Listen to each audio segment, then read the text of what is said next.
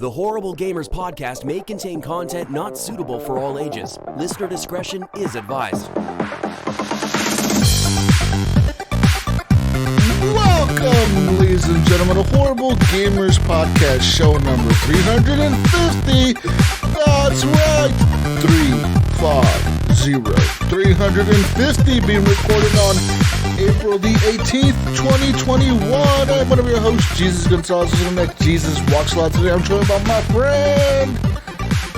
He's back from the West Coast, the best coast. You know, I haven't said that in a few weeks. It feels kind of good saying that again. From the West Coast, the best coast, GunnyChief and The MAYO is back. Welcome back, Henley. Welcome. Yeah, it's good to be back, guys. It's great to be back. Yes, it is great to have you back. I missed you. Oh, I missed you guys too. We missed you a little bit, but I mean, the community missed you, I guess. Maybe. That's awesome. I saw all the great feedback. Thank you, guys. I appreciate it. They missed you. They missed you, Gunny. I missed you, Gunny. And from Little Ohio, living next to people that are driving Lamborghini SUVs, The MAYO is back. Steve Willier. Welcome back, MAYO. Hey, what's up? What's up? Yeah, I got a new neighbor with a Lambo SUV. And he's like 20 years old, right? Yeah, that's what my son said. He talked to him, I guess. He probably got that on like cryptocurrency or something. Like he must have, yeah. Did he cash in his Dogecoin? Yeah. I don't know. Did he make $1 billion off of Dogecoin? But it's like, who buys a $200,000 SUV? Like, if you gotta buy a Lamborghini, buy a Lamborghini. Does he have like a family, or is it just him by himself? My son just said he was just a young guy in his 20s. So if it was just me, but like right now, right? If I was like, if I had $200,000 to blow, all right, first I'm gonna spend it on hookers and blow in Vegas. But if I wanted to buy a car, okay, Gunny, I wanted to buy a car. I'm buying myself like a nice 2-door coupe. It's gonna get all the chicks when I drive down the street. Yeah. Like what? Like, for example, what brand? Fucking motherfucking. Okay, how much money are we talking? 200,000. Honda. We're talking 200,000. Well, no. So you said a nice 2-door on the back of it. He's buying a Honda with a big wing on the back and flames. Yeah. Yeah. We're talking regular Lambo, right? 2-door. Yeah, Lambo. I'm buying like a Ferrari or a Lamborghini or something. If I had that much money to spend, why not? Yeah, that's what I was thinking. A nice Corvette. It was so funny too because it's sitting out and it's not been sitting in the garage, right? He has it sitting out in the parking lot. On his right side, he was sitting right beside this 2-door Jeep, right? You know, just probably a $30,000 2-door Jeep. Yeah. And on his left side is like a 2005 Ford Focus. You know, man. Wait a minute, $230,000 car sitting right between the two of them. And this guy doesn't have like a garage to put it in. I was wondering too. I'm like, does he not have a garage? I mean, but this is the first time I've seen it out, and then tonight it's not out. So, is it like? So maybe he just didn't have room in his garage because he just moving in. He had stuff piled in the garage. I don't know, but yeah, it was sitting out the last couple of nights. Sounds interesting. Pretty wild looking vehicle. You think most of those cars are probably those cars are mostly kept in garages. Let's be real. Yeah, we looked it up. It's a 2021. By the body style, it changed a little bit. And it's like 650 horsepower, $220,000, something like that. That's the base price. Jesus Christ! I mean, we know where you live, Mayo. I mean, we get it. Like, you know, you can gloat all you want, but he probably has 2 butlers or 3. Yeah, he probably has 2 butlers. Bastard probably has a butler's butler. Yeah, his butler probably says, maid, butler. Hey, go get that for me, and then he like has a middleman basically. Yeah. I don't know. It's nuts. It's interesting. His butler has a butler.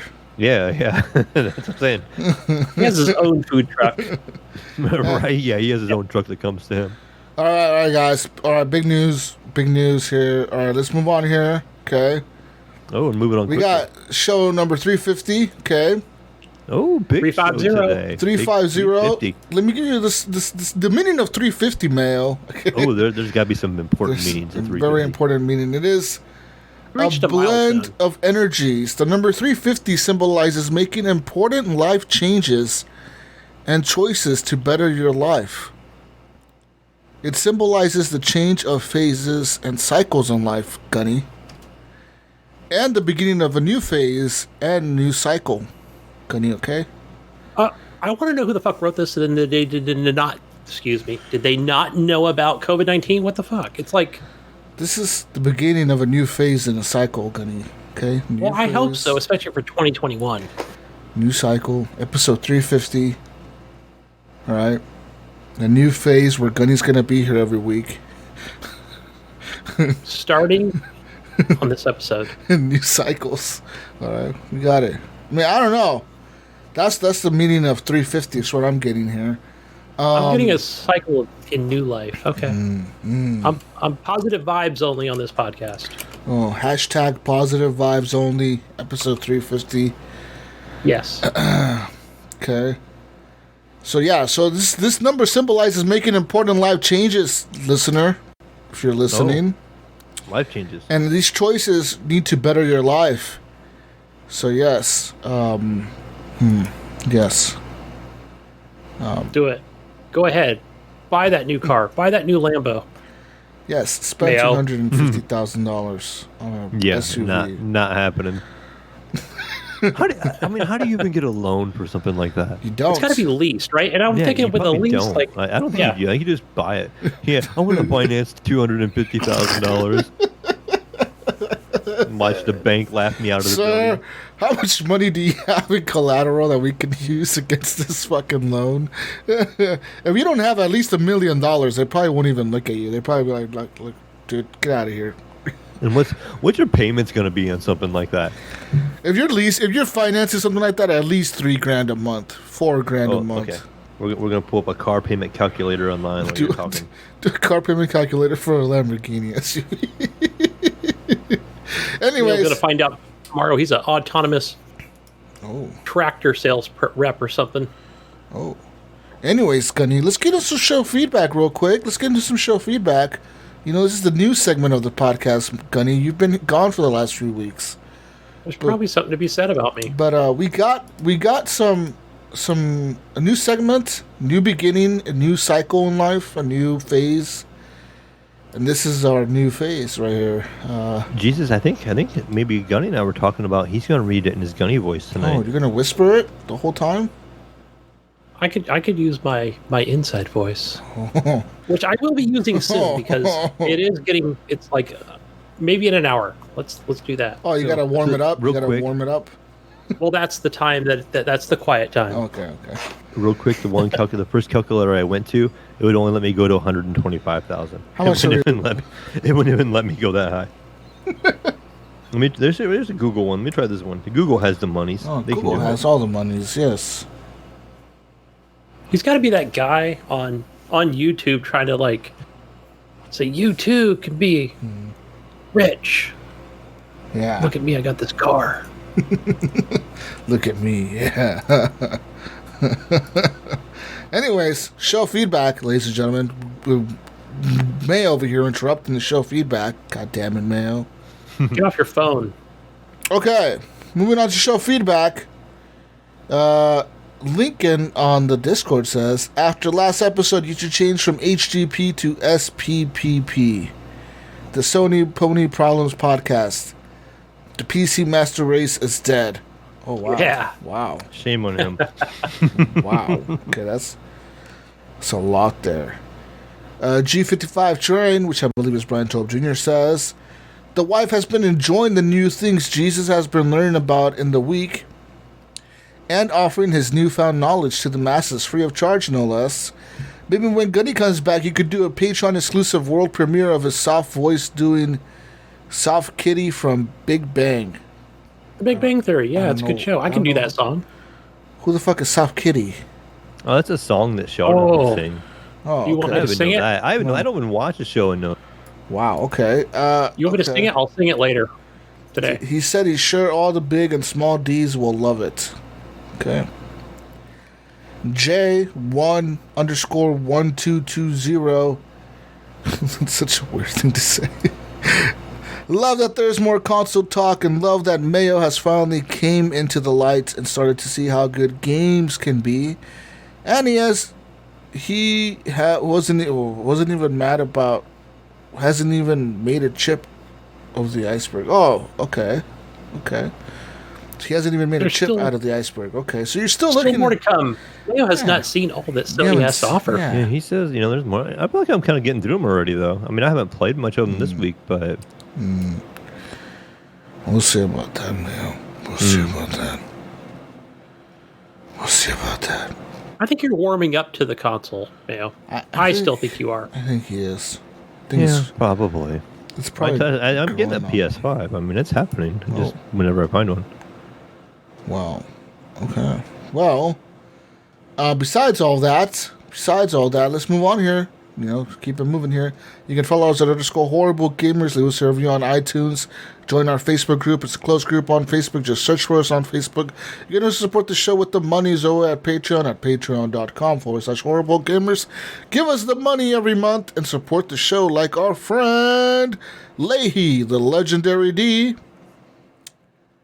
He's a D? Leahy, the legendary D. A legendary D. Okay.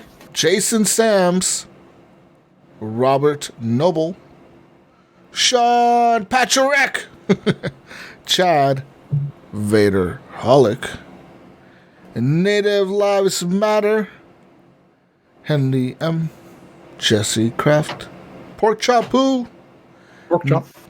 Nipron the Micro D, The Mayo, Adam Sunday, John Jerome, Evan the Smallest D Tanaka, Jonathan D to the Ultimate D Power Hall, and Bill Still Even, the biggest D Garner the second.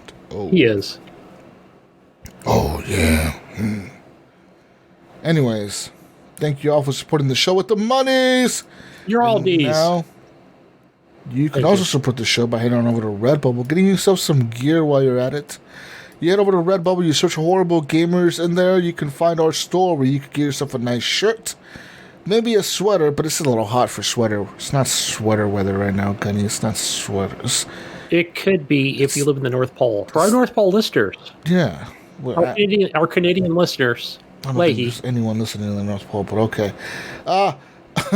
You can also buy yourself a nice shirt to Gunny, maybe a nice water bottle, keep yourself hydrated during this summertime, springtime. It's a very warm spring here in Oregon. It's fucking hot as shit today. It is. It's warm here, down here in Cali. Oh, it's hot, dude. Like it's like 80 degrees. It's hot for Oregon. Like it's never this hot this early in the year. It's so hot. It's like Yeah, we reached a record. It was like the fuck? 84 today. It's like, what the fuck is going on, man? Is the world ending? Global warming? What the fuck is going on? That's what they Gunny? said. They said that, and it's the driest year ever where I live. We send some of that rain down here. Jeez. Ooh. Anyways, get yourself some gear over at Redbubble. Quick shout out to Fowler and Twistics for the outro music to the show. Broke for free for the outro music. Fantail Meg for the intro and outro music.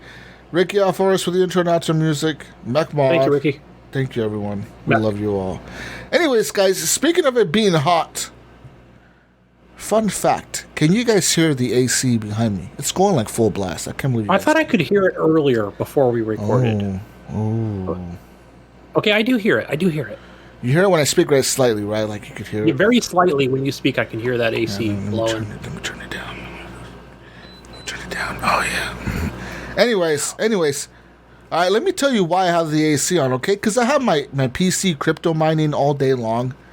And it's fucking hot in here, dude. Like, I'm telling you, this PC gets fucking warm.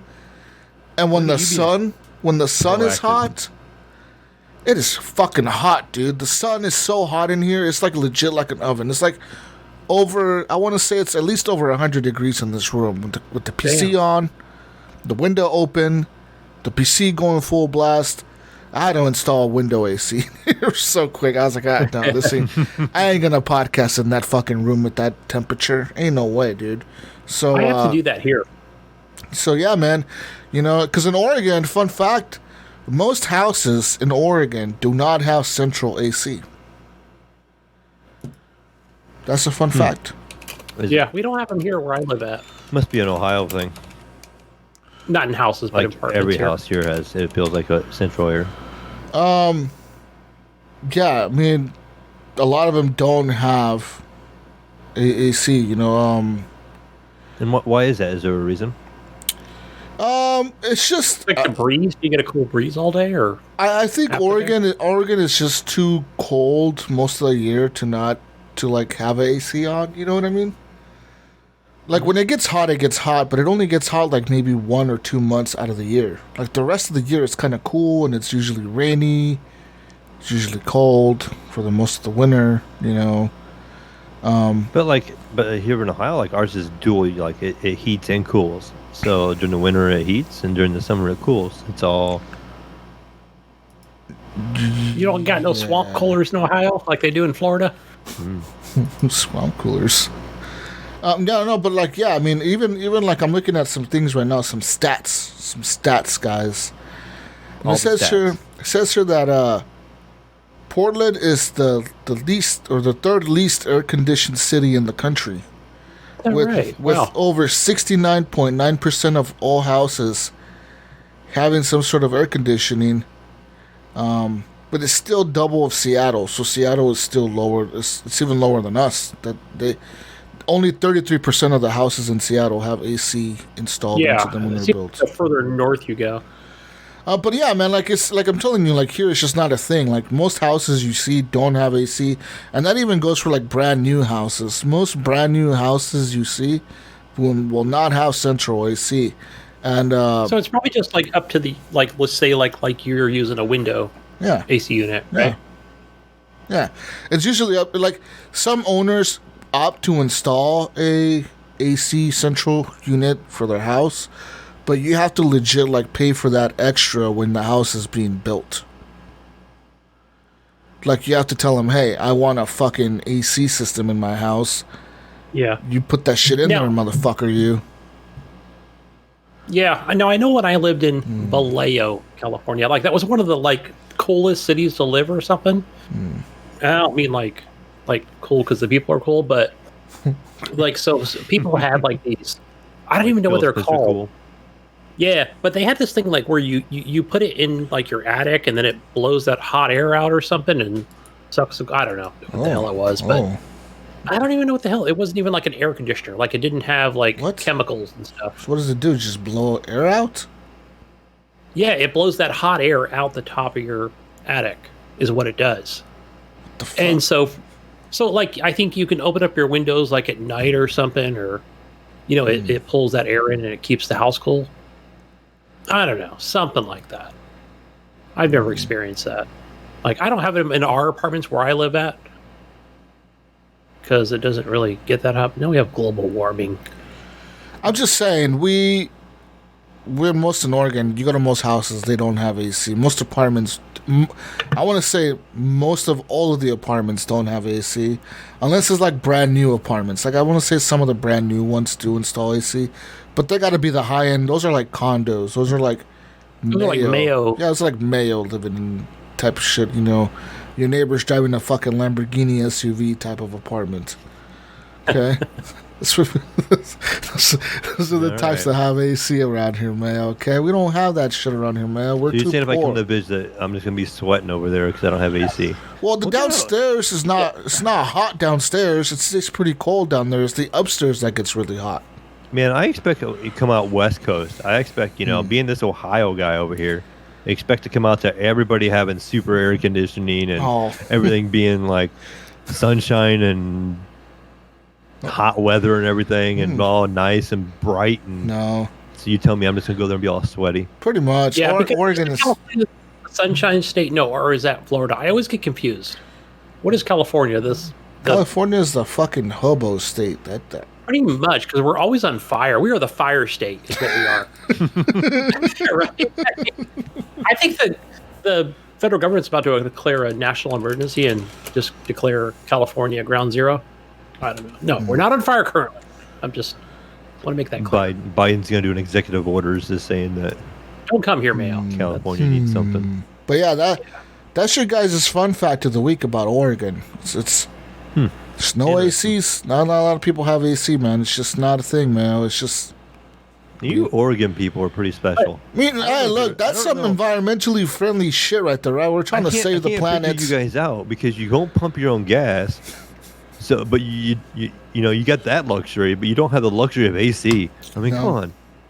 I mean, I do because I installed some hobo ass window AC and like got. I know what you're talking about. I remember having a window fan in my bedroom when I was like 10 years old when I was playing video games, and I had this big entertainment center in my bedroom with a window fan or a window AC unit. Yeah. Yeah, and I got like tape all over it and shit, sealing the window. Sealed it and then hoping it doesn't fall out. I know the struggles. I mean, in my bedroom, I got a nicer one. It's like an indoor one where you hook the hose up to the window instead. It's a little bit. It looks a little bit nicer. It looks a little bit nicer, but those are way more expensive. Those are like, okay, you're paying for this window one, like maybe $100 brand new, $120. For those indoor ones, like the ones where you just hook up the hose to the window. Those are like $300 usually. Usually 300 or more. So, yeah, I mean, they're pretty pricey. That's why I only bought one for my bedroom. I was like, fuck downstairs. I don't need one down there. So if I come and visit, that's my room, right? Yeah, man, it's fucking, like I said, it gets pretty hot in this fucking house upstairs. And, like, I was worried my PC was legit gonna melt, dude, because it was, like, hot as fuck the other day. It was like so hot. Like I touched the glass on the PC and I thought it was gonna like break. I was like, holy fuck. Like this is bad. This is bad. This is bad. But I got a crypto. I gotta mine that crypto, Mayo. Yeah. Right. In the winter, you can heat your house and mine the crypto at the same time. That's what I did all winter. Yeah, you can be efficient over there. Yeah. Anyways, speaking of mining crypto, did you know that cryptocurrency is up this week? It's up a lot. It's up a lot. Yeah, just in case you didn't know, it went up a lot. There's a few millionaires made over that Dogecoin. Remember we were talking about? Did we talk about Dogecoin a while back? That's probably how that Dogecoin.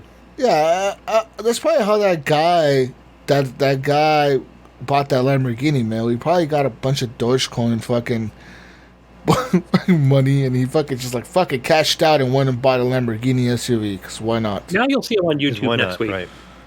Yeah. That's the first one I've ever seen too, because I've seen Lamborghinis around here. Mm-hmm. But I've never seen the SUV. It's just a weird car to buy. I don't know. Odd. Yeah, it's like that Mustang SUV. Have you seen that one? That's not a Mustang. I'm not going to count that as a Mustang. That electric Mustang? Oh, yeah, I saw they call it the Mach-E for it. What do they call it? Mach-E. No, the Mach-E. Yeah. The Mach-E. Yeah. It's actually kind of fast, but come on. How are you going to muddy the Mustang name like that? I mean, I have respect. I'm not a big Mustang fan, but come on. It's got to be a gas burner and why didn't they just give it its own name? Why didn't they give it something cool? What are we going to call it? What are you going to call it, Mel? You got to put the Mustang name on it so like people buy it. People think it looks cool. They're not going to buy it. You're just going to piss off all the Mustang lovers, and they're going to be like, "That ain't a Mustang. I ain't buying that piece of shit." What do you call that shit? I mean, you don't. The Mustang GunnyChief edition. The Ford Model E. They came up with names. They came up with the Focus and Fusion. They named a truck an F-150. I mean, come on, they can come up with something. They could, like I said, they could have just called it the Ford E, like just the letter E for electric. Yeah, I mean the E SUV Ultra. Like you were saying though, they're trying to get the Mustang, and that they're just gonna make the Mustang people mad. Well, you know why? Fast, but that's why, because it's fast. That's why they're trying to invoke that, like, oh yeah, this is fast. You know, because people buy electric cars are fast because they're all torque. Yeah, because you know how people buy Teslas and then they street race them and shit. yeah, they're all torque. They're instant torque. Yeah. So like, I think they're trying to do that with this SUV car. You know? Yeah, but it's an SUV, so it's just I don't know. I mean, yeah. Okay. I mean, if you're single, if you're 20 years old and you're looking at an actual Mustang or a Mustang SUV, I mean, you're probably gonna buy the actual Mustang. Yeah. I'm gonna supercharge that shit. If you're like Gunny and you have a wife and a kid and you want to be reliving your youth, you know, then you buy a Mustang Mach-E. No. We put no electric motor in my thing. That makes no noise when you go. You hit the gas and you may go like a bullet, but it doesn't make any sound. Yeah, it just goes really fast. Gunny, really fucking mine's fast. Mine's gonna sound like you ever go to the drag races? That's what mine's gonna sound like. Yeah, I've actually used to go to drag races a lot. Look, guys. All right, I'm just saying Teslas are used for street racing, and I've seen people like legit take parts out of the Tesla to make it even lighter. Fast. No, and then they like remove the seats and shit. They remove like all the inside and make them even faster. And like they take off the hood and put like carbon fiber parts on that motherfucker to make it even lighter than what the fucking stock model is. So that motherfucker is fast. And then they're like, how fast does it go? Look, it's pretty fast. Like, 60 in 1 second. Pretty much. It's like in a couple seconds you're going 60 miles an hour. You fucking take off, dude. They beat like any kind of car. I know, and we're getting off the tangent here for a second. I'm talking about electric vehicles, but so I have family lives up in corn country up north, right, 3 hours away from Columbus here. Where my brother, my sister, and all of them live, and we were talking about that the other day. They do not have that kind of stuff, that technology up there. So, well, hold on, now there, man. Now they can plug it in at their house. They can actually plug a vehicle in at their house, but if they buy like a new Mustang Mach-E, right? We're just gonna run out of fuel. You know, like how you can like go to your Kroger's and like around here where I'm at, you can plug it in. Yeah. They don't have that option up there. So if you go to like the local next town or whatever, and the thing dies on you, it's just gonna die. There's no way to Shouldn't there be like a mandate in Ohio to just make some corn diesel hybrid vehicle or something? They did that. You know, they were doing. That's what ethanol is. I mean, it's corn based. Do like Dukes of Hazzard, just pour the moonshine in the gas tank. There you go. See, you want now? So I'm curious how they're going to do that, because I know GM is going to be like all electric by 2025, I think, and their Cadillacs are already all electric. And Volvo announced the other day that they're doing all electric now. So, now we're going to have it all I don't know. It's going to be a charging place in my old little hometown, this town of one stoplight. You know. They're kind of doing it everywhere I go. Like, not only just if you ever go, I'm sure everybody that's ever been to like a shopping complex with a Target, like every one of them is like Tesla, and then there's like the other, right? Which I guess would be Chevy Volt and everything else, and the hobo. Yeah, the hobo stuff. So, like, I've noticed it even now with like even smaller style chain stores that maybe they only have like 20 or 50 stores, you know, and not like 2,000 of them. Like even they even have the hobo ones and a couple Tesla. Do you think I'm pretty sure the stores get like some kind of break or something, some kind of tax credit for that. Probably. Charger. Probably free. Like, hey, look, we'll install it for free or whatever. Well, listen, my local Walgreens used to have a 2-spot for electric cars. They straight ripped those fuckers out of there. Like they like ripped the poles out. And they like got rid of it. I don't know why. Maybe no one was using them. What do they drive up in Oregon? Maybe no one was using them. I don't know. But they got them in like the stores, like at the Fred Meyer's. There's like fucking 10 parking spots for the electric cars. But it's all like on the side of the building or whatever, like way off to the side. But they're still there. And I don't think the Safeway has it. Safeway has a few, but they're off to the side also, like in a different part of the parking lot. Same with my Safeways. No, there's a lot. I tell you, man. I'm telling you, Oregon has a lot of people that drive Teslas. Like even this morning on my way to work, right? Because I live like right next to a Starbucks. I don't have one in my apartment complex, Mayo. Sorry, but I live next to one. So as I was pulling out of my driveway, going down the street, I look over to the Starbucks. You know how I don't know if they do this in your area, Gunny, but they do. Was it coffee and cars or something on Sundays? You do this shit in your area, Gunny? The only thing they do is like coffee with a cop. No. It's called coffee. It's called coffee and cars or something. They do that here in Oregon a lot. It's almost like every Sunday at different coffee shops around the state. Like you go on Reddit and you type in coffee Sundays or coffee and cars on Sunday, and you can find out like locations of where people are going to meet up. And usually people will pull up with like Bentleys and Rolls Royces and Ferraris and Lamborghinis, and everyone takes their supercar to that location. But this morning, when I pulled out of my fucking driveway, I look over to the right, and what do I see in the parking lot of the Starbucks? Like nothing but Teslas, dude. All Model Ys or whatever. The SUVs, just a bunch of dudes with Tesla SUVs. I'm like, what the fuck? Probably all with their face in their Apple phones. Yeah. I know this person. Yeah. We have him here too. There's actually a couple of Teslas in my parking lot. Yeah, I like the long, pointy one. I like the long one. I don't like the one with that real flat nose on it. That Okay. kind of. The one I think that that's looks the like more a expensive one license plate too. doesn't belong there. Yeah, I think that's the more yeah. expensive one too. I like the little bit older one, the first one, the Model S, maybe. Yeah, that's the Yeah, shorter Model one. S is nice. Yeah. The first Model S. Yeah, it's kind of longer. It looks like almost reminds me of like like an Austin Martin. Yeah, kind of, yeah. Like the one that actually has a license plate for the front. Right. I think Elon Musk did that on purpose. I was telling my son. But I think he put that on there to make it, because you know how it's like required. Like, I mean, it's required here in California. But I said, I think he did that on purpose because he hates California. Because like literally like maybe 20% I might see have a license plate installed. Yeah, no, a lot of those don't have them here in Oregon. They have them in their windshield or whatever, but even though that's illegal. Anyways, enough car talk, guys. What the fuck's going on here? Is this a car podcast? Oh, I thought we were going to do food next. Oh, we're doing food next? Okay, what did you have for dinner, Gunny? Oh, I had pasta. The wife made some pasta bake. It was really good. What kind of pasta did you have? It was like, I don't know, whatever she got this like, is it Vermin's? I don't know. Like it's the short spaghetti. It's not the long, super long spaghetti. Oh, short spaghetti. But she made like that cream sauce. It's not like white cream, but it's the creamy red sauce. It was super fucking delicious.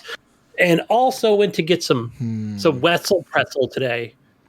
Listen. I just Googled short spaghetti, and I'm getting chicks with like half-dressed girls on here for.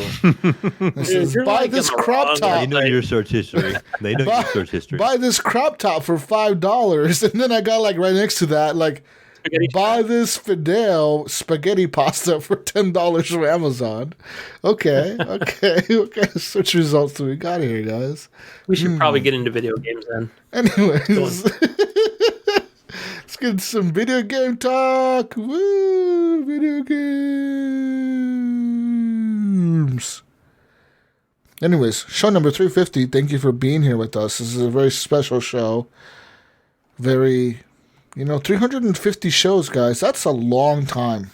That is. How many years is that? Good job.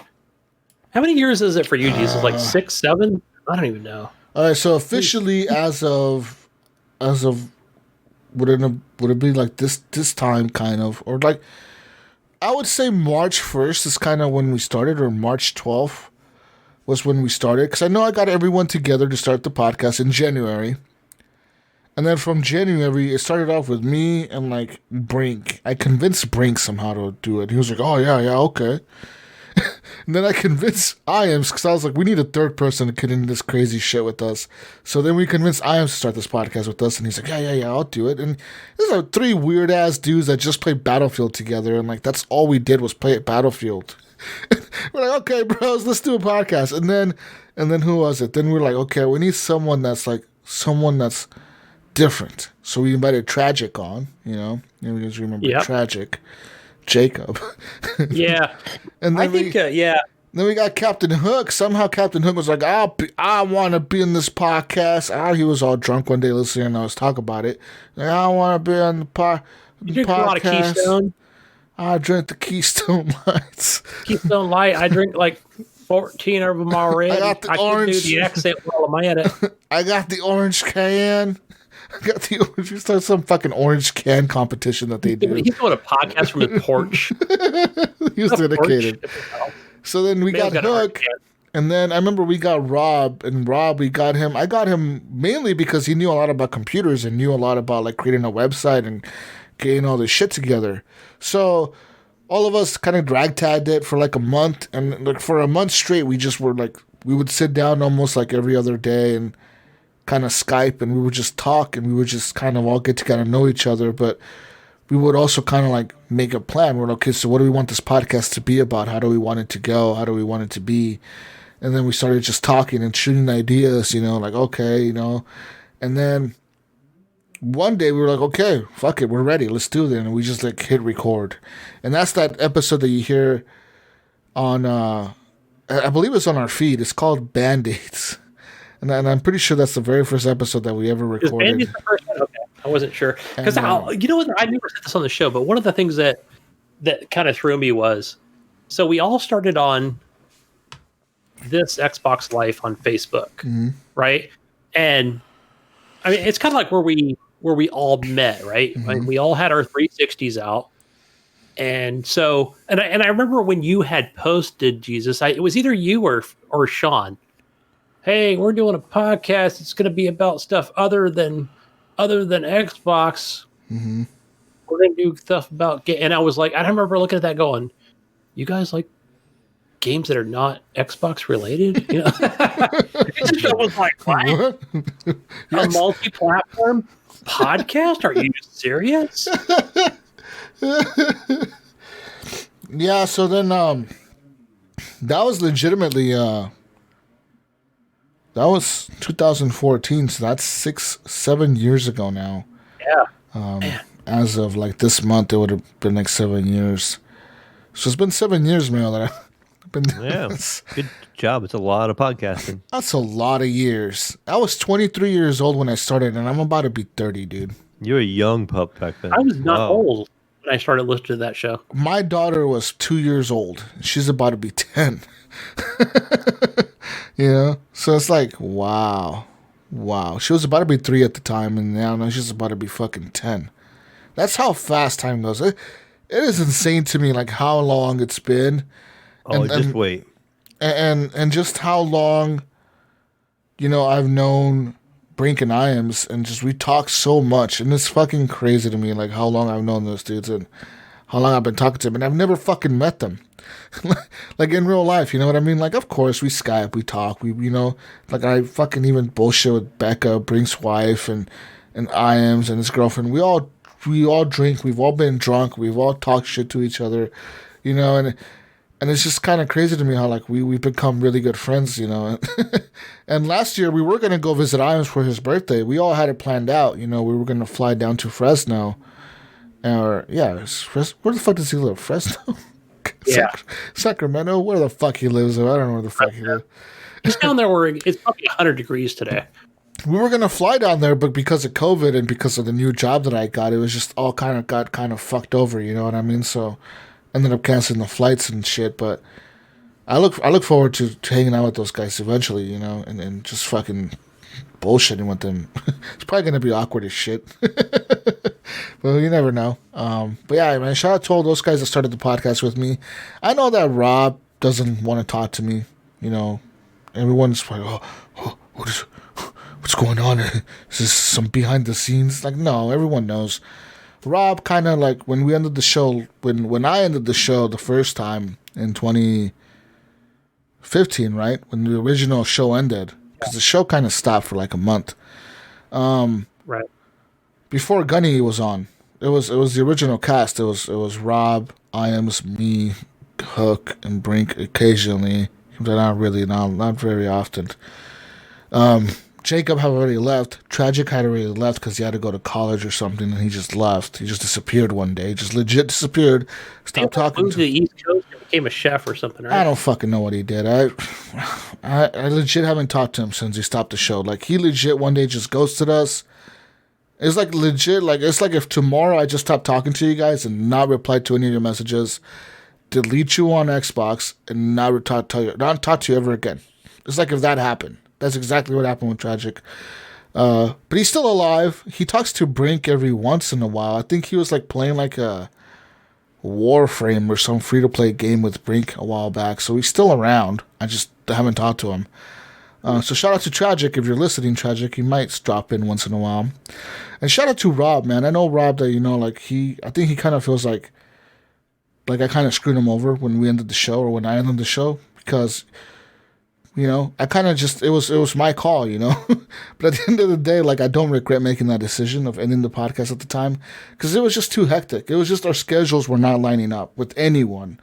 It was legit like Iams couldn't make it this day. Rob couldn't make it this day. I couldn't make it this day. Brink couldn't make it any time.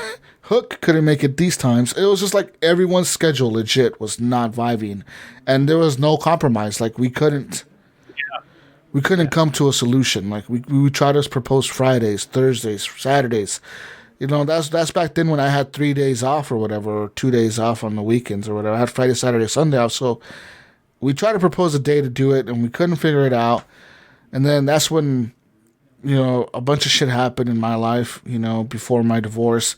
And that's like everything just kind of went like, fuck this, like boom. It all kind of went out the window and I was just done with it all, But, shout out to Gunny, who started the show with me. And then Ryan. Big shout out to Ryan. Clint Thiel. Yeah. Clint Thiel. Vengeful Jedi. Shout out to all you guys. Shout out to Eric Smith. Kirk. But, like those guys really help out a lot, And I know that Ryan was a huge help, because if Ryan wouldn't have done a lot of the shit he did, I wouldn't have done the show. Like, I would have just been done with it. I think after a while, I would have just been like, I'm done with this. I don't want to do it anymore. Because believe it or not, like editing the show all the time and preparing the show all the time and doing all the shit that we used to do for the show, even when we used to do live shows, it's a lot of work. And Ryan used to do all that shit, dude. So shout out to Ryan. And shout out to this guy below us, Jesus. Who's this Mr. guy? Mayo, because who the fuck is this guy? Oh, he's well, here. this fucking guy knows what he's doing with the whole He's still editing here? thing. Where he says you tried to train me on the whole editing thing, and I was like, I don't "What? know what I'm doing. I'm still I kind of got learning. copy and paste now. When do I put this on the tape recorder thing?" And you're like, "Fuck, dude, it's digital, dude. What the fuck, right?" And yeah, Gunny's trying to record it on his 8-track over there. I got my 8-track machine, and I'm trying to record audio. Where do I post it on the World Wide Web? Those reels that you see film on, he's trying to record something like that over there. Yeah. This is better for me. This is how I grew up. But Mayo's over there, like he's got 14 different programs open and OBS, and We got like 9 different monitors going. yeah. Yeah, but 7 years, man, it's been a long journey. It's been a long time, and we've had a lot of guests on here. Mm-hmm. Had the opportunity to meet a lot of cool people, a lot of voice actors, thanks to IAMS. And IAMS went and did his own podcast, and then we all kind of just are doing our thing, Yeah. But they know they're always welcome on the show, and that invitation Let's go. out to all of them. You've been on hiatus for too long. You need to get another show going or get back on this one. Yeah, IAMS. You and Alyssa. Fuck IAMS. I don't care. Don't invite him on. You're not invited, IAMS. I just uninvited you. All right. Delete this part. This time in the show. Just kidding, IAMS. You're invited. Also, Brink is invited. And yeah, so shout out to all you guys. And shout out to Captain Hook. If Captain Hook is still listening, I think he still listens. I think he Yeah, we had him on the show a while back, didn't we? he messaged me one day, man. Hey, Jesus, I want to be on the podcast. I was like, what the fuck? Okay, like Captain Hook is back. Yeah. Yeah, because I remember meeting him on Facebook, and then I tried to line it up to getting him on. Yeah. Trisky. He used to go off about I think it would be a fun show if you guys could grab all those guys and we could have everybody on one show. It'd be like a 15-hour show. Oh man, if we could get Tragic on. I don't know if Tragic would want to come on though. I feel like he was very shy. He was always shy, but You guys gotta listen, listeners. You gotta listen to Jesus. I don't know what episode it was, but it was with Tragic, where it was his turn to host the show. It was his turn to host, and he was supposed to. It's out there in the wild where, he's supposed to hit record and go off of the, welcome to Horrible Gamers with a Z, and it was just a folly, man, for like an hour and a half straight. It was fucking hilarious. Somebody will probably bring that episode up, but yeah, it was so funny. He couldn't find anything. There is a few lost episodes that we just lost completely to recording issues, and they were deleted when we switched hosting. Yeah, we lost a couple. Darn it. There was 12 of them that we lost. So that's why episode Band-Aids is titled episode 13, Band-Aids. But I'm pretty sure that's the very first show we ever recorded. But it starts off at 13. But it's just because we're missing the other 12. I don't know what happened to them. They're somewhere. I don't know. Somewhere on the internet, maybe. I don't fucking know where they're at. But yeah, anyways, enough HGP talk. Enough of that bullshit. So yeah, listeners that have been listening, they're like, oh, holy fuck, you guys have been doing this? Yeah, 7 years, motherfucker. Yeah, you've been listening for 1 year, Gunny? 2? Yeah. Fucking rookies. Fucking rookies. Go back and listen to Jesus talk all this shit about PC gamers. Right. Right. I remember listening to those episodes. PlayStation has the best controller on the PlayStation 3 or How PlayStation horrible. 4, which first came out. How horrible mouse and keyboard controls Yeah, are. and how we used to make fun of Ives. Ives would try to convince us PC gaming was the shit with this, because Ives bought like a 1080 at the time, and it was like the shit, you know, that was like the best card to have at the time. And he was like, oh man, PC gaming is so cool. Me and Brink used to be like, nah, bro, nah, you're full of shit. Xbox is better. He used to give us so much shit. And then We got all the games on Xbox. yeah, we got all the games on. And then PS3 came out, right? And then we were just, not us, but you guys. It was fun times. It was fun times. We gave them a lot of shit, but we eventually became PC gamers. We eventually grew up, man. Okay, grew up eventually. You see, now everybody's trying to convince me to be a console gamer. Yeah, I'm trying to get young again over here. but yeah, you know. Anyways, enough of that. So 7 years. HGP has been around for 7 years. Our 7th anniversary. I mean, I'm not considering the 7th anniversary. I'm going to consider this the 7th anniversary. Woo! 350. Woo! Even though, like, yeah, whatever. It's like, I don't really know the date. I know it's somewhere around March or April that the year mark is where it's going to hit. But yeah. Anyways, let's get talking about more video games that we've been playing this week. So anyways, this week I went back to my PlayStation. I deleted Days Gone. I kept playing some more Spider-Man.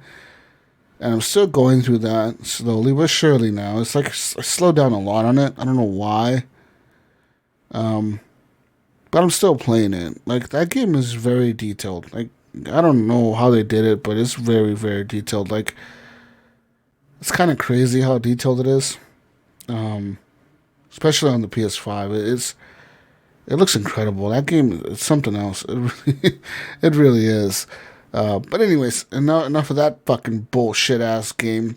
I went back on my PC and I played some more Evil Genius 2, Mayo, and Oh yeah, more practice. Now, Jesus, you talked about this last week, and I heard mixed reviews on this game and how, the first one's better and everything else. I don't know what. I don't know. I didn't watch any reviews on it.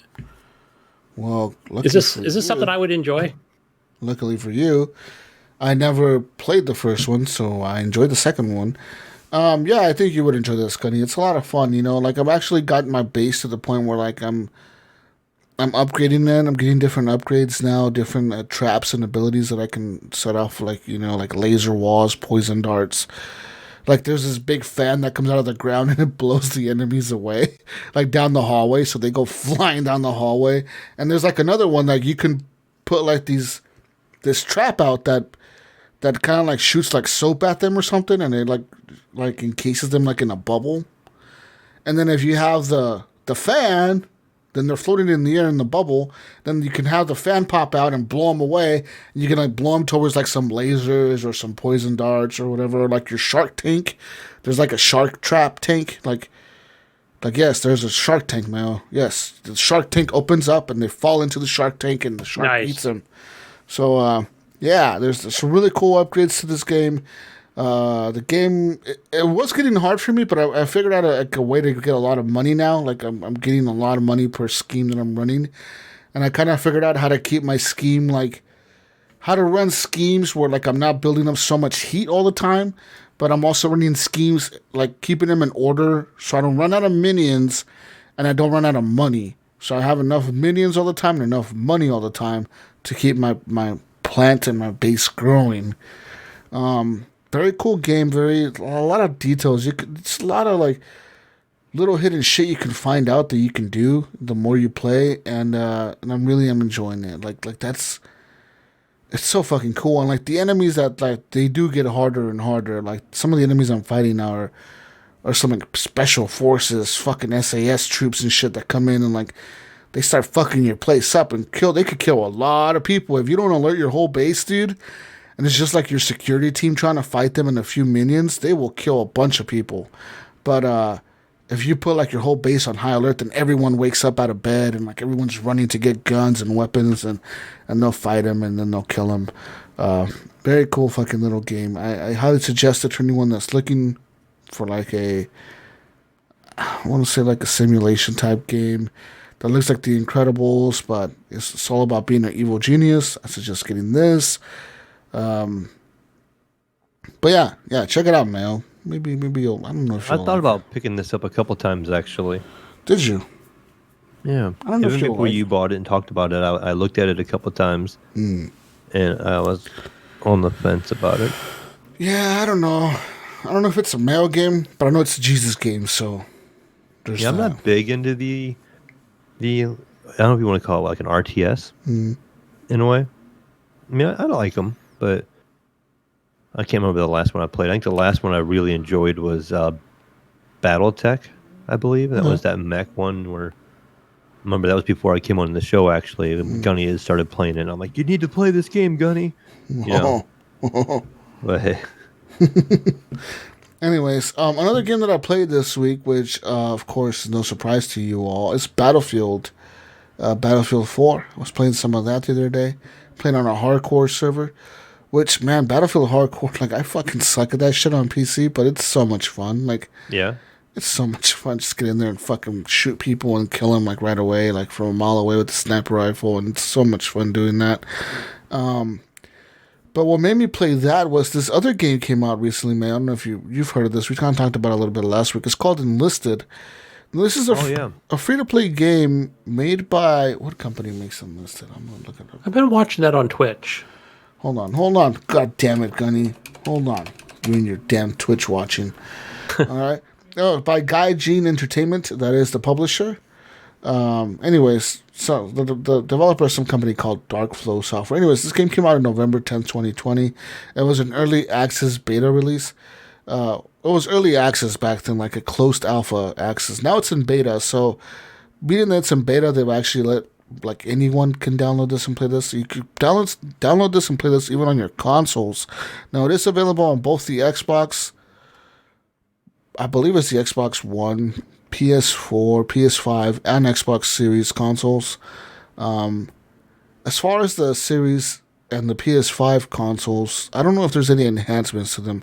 Maybe they perform better in those consoles. There's no specific like, oh, for the PS5 we're going to use the adaptive triggers, or for the Xbox we're using this. They haven't announced anything like that right? So, but they did say that they just want to get like as many platforms out there running this game so they can try to get feedback from the beta and improve the game and optimize it for all the platforms. So it is a free-to-play game, Mayo. It's made by the same, like I said, publisher, by the same company that publishes War Thunder, and they also publish there's War Thunder and there's another war game. Like the ship one, like World of Ships, or World of Tanks. I hear World those of are pretty Tanks. well It's all the same put kind of together people. games. Yeah, World of Warships, World of Tanks, War Thunder, all that shit. It's all them, right? But this is pretty much a boots on the ground type game. So there is vehicles in this game. So I did see airplanes. Now I don't know where the airplanes are from, or if you can unlock them later the more you upgrade your rank. But there is tanks that you can drive.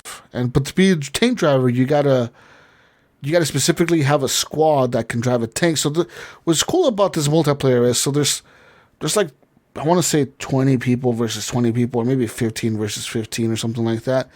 But each person on each team controls a squad. So I spawn in with like my squad from the big red one or whatever, like that's the platoon or whatever.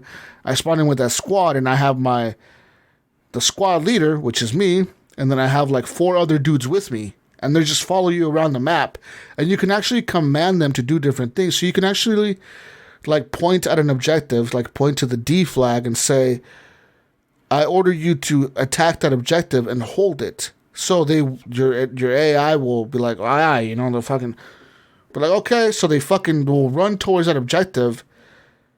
Not very smart. It's a fucking AI. So they tend to get shot pretty easily by the enemy players. But they'll like go towards that objective, and if there's enemies there, they'll try to kill them and capture that objective, and if your teammates are there, they'll help them. Once that objective has been captured, say they capture the D flag, your squad, since you ordered them to stay there and hold that objective, they will stay there until they all die. So the cool thing about this game, Mayo and Gunny, is that once, like, say I get shot, which the time to kill is very short in this game. You get shot and you're down pretty quick. I get shot, usually if you have a med pack on you, if you don't get like a fatal headshot or something, you may have a chance to revive yourself if you have a med pack on you. Now, that's one thing I noticed about. Yeah, I was wondering how the streamer was getting back up. I was like, okay, is he doing a self revive? Yes. So you can do a self revive. It doesn't show that. Yeah, so you fall down and you can actually drag yourself to like a different, like say you're like in the middle of a fucking field and you get shot by a sniper and you want to drag yourself behind a bush or behind cover. You can actually do that. So you drag yourself over to cover, and during that time you can actually scream and order your squad to revive you. You can ask for help for someone like around you to revive you, or you can revive yourself if you have a med pack. If you have a med pack, you just hold down T on the keyboard or whatever, because I was using mouse and keyboard. You hold T down. I don't know what it is on the consoles. There has to be some kind of button, maybe a D-pad or something. You hold it down, and then it's just your guy heals himself. Like, it takes a few seconds, and the little meter goes up, and then you fucking heal yourself, and then you're back up and running. You know, the thing is, you've used your med pack. You don't have any more med packs left. You only get one. I don't know if you get more later on. You may be able to unlock better perks to carry more or something. Maybe. I wouldn't doubt it. But you start off one in the beginning. You get one, and then you keep running around. But say like my character gets shotgunny again, right? Say I pick myself up, and I get shot again. Fuck, god damn it! Same sniper is camping, and he shot me again, right? Well, if my squad mates aren't stupid like me, and they're not out in the field with me, and they're hiding behind cover, because your AI teammates will hide behind cover. If you guys are getting shot at, like if you're like in a building, right, and you're shooting out the window, and you're fucking shooting out the window, your squad will actually run in that room with you, and they'll try to like cover the doors, you know, and they'll be shooting at the enemies too out the windows and shit, you know. So say you get shot, I go down, I'm in the field, and now Gunny is in my squad. I can actually respawn as Gunny. So like I could just switch over to Gunny, and I take control of your body, and now I'm playing as you, as that character, right? Okay. And like I said, each squad has different characters, and some characters have the same type of gun.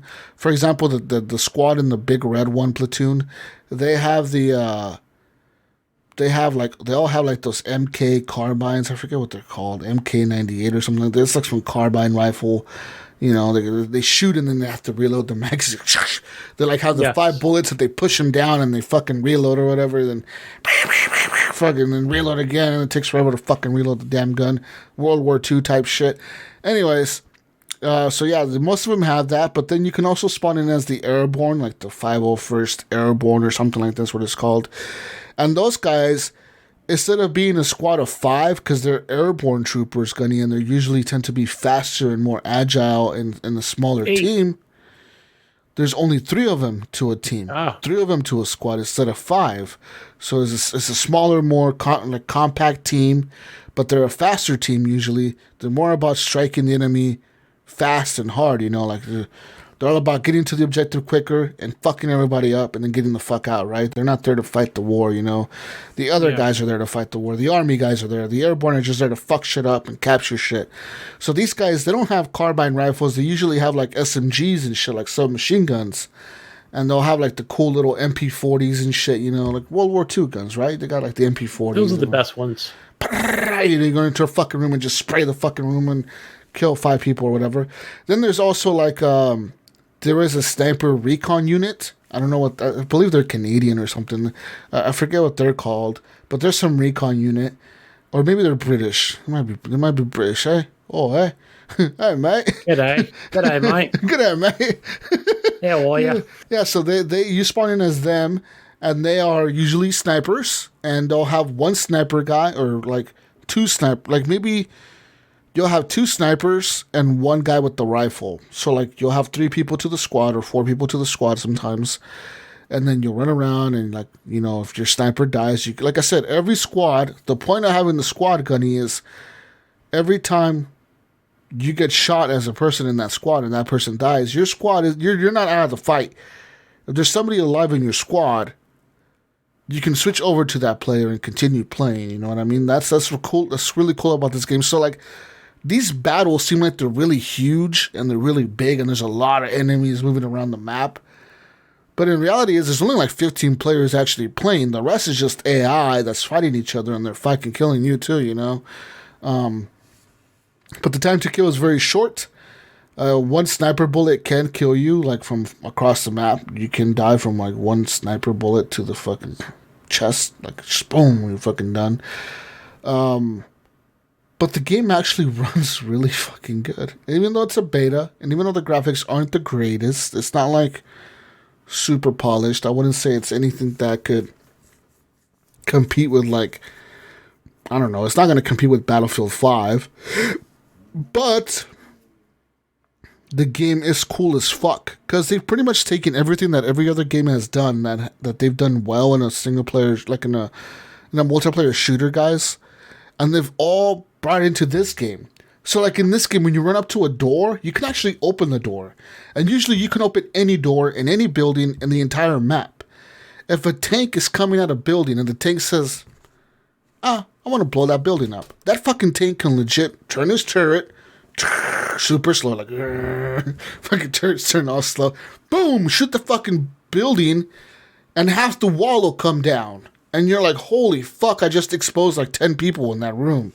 And that can happen. The everything is destructible. Everything. I'm talking the walls, the tanks. The tanks can run over the walls, the barbed wire, the fences, the fields, the trees. Everything is fucking destructible.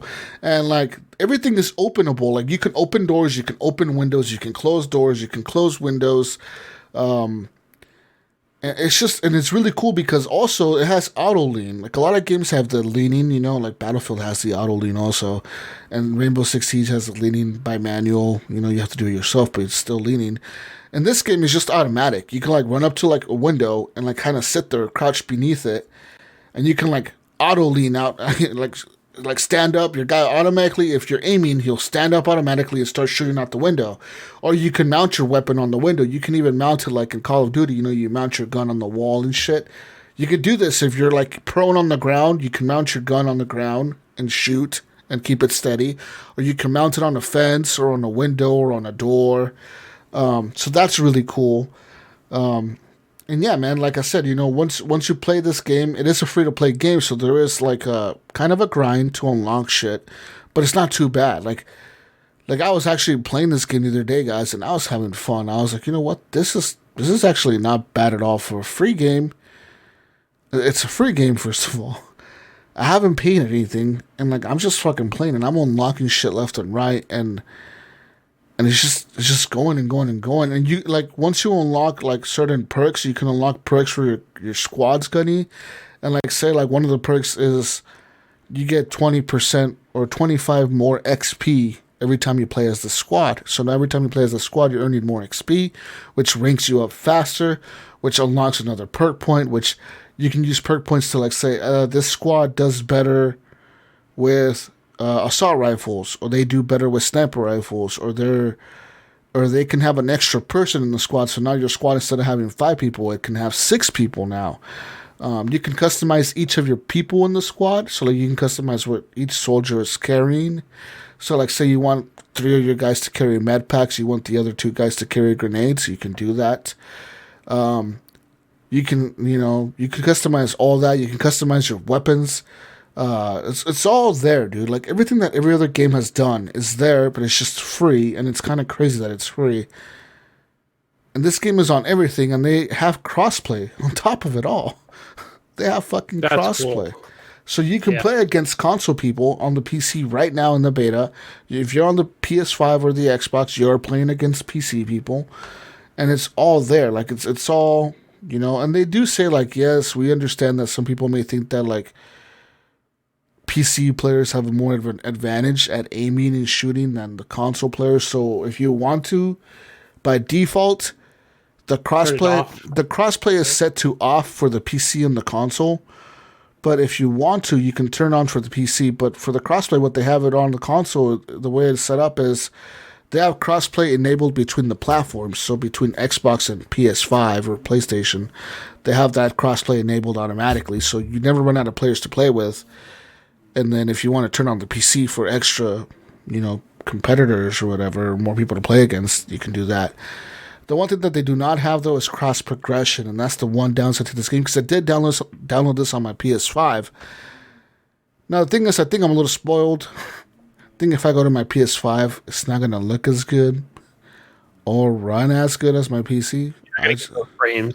Yeah. It's just because on my PC, what's the first thing I did when I got the game? I maxed everything out. Mm-hmm. I went in there and I just fucking maxed everything. Max. It's like, so I know for a fact if I go into my PS5 and play it downstairs, it's gonna look okay, but it's not gonna. I'm gonna be like, that boy, it runs better on my PC, and I probably do better on the PC. What are the DLSS on this thing? Yeah.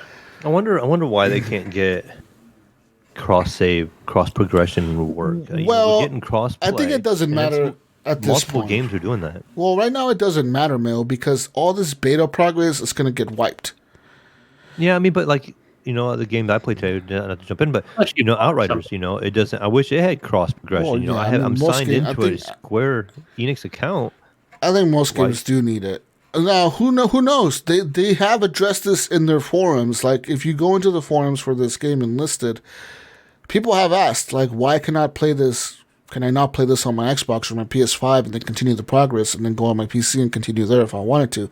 And they're saying that the reason is because it's a beta. And they're like, look, dude, like, your progress is going to get wiped no matter what. Everyone's progress. Once the game comes out of beta into full release, or I guess 1.0, because it's not 1.0 yet. I guess when it goes to 1.0, full release, it's going to be, like, they said already, everyone's going to get wiped. Now, that being said, on the PS5, if you search for Enlisted, Gunny, I don't know if this is the same way on the Xbox, so I'm giving you guys a heads up.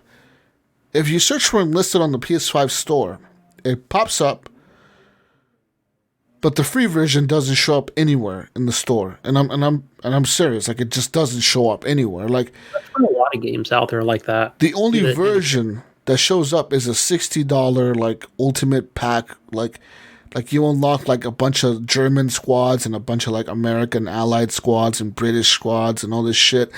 And then it's like, what the fuck? Like, I was like, why is this game $60 and why is it free on PC? But then on the PC, what I did was I downloaded the launcher, right? And while I was doing that, I went to the PlayStation Store on the PC, like on my browser. I searched for Enlisted, and it's a free version right there. So they have a free version, a $10 version, a $20 version, a $40 version, and a $60 version, and a $100 version. But yet on the PS5 store itself, on the console, you cannot find the free one at all. It's just not listed. It's just, all that's listed is a $60 version and a bunch of DLC packs you can buy, like the currency for the game or whatever they use in it. You can buy that shit, but that's it. Like, it's like, what the fuck? So, like, for some reason, they're doing some kind of shitty shit at the listing on the PlayStation No, there's a few store. other games out there that kind of do the same thing. And I think, what is it? Black Desert? Is that the name of that game? Yeah, it's Black Desert. Right, that game kind of does something similar, where it's like it's difficult to find the free version. Hopefully, I mean, I don't know. Hopefully, it's not that like that on the Xbox. But I know on the PS5, you're gonna search for this.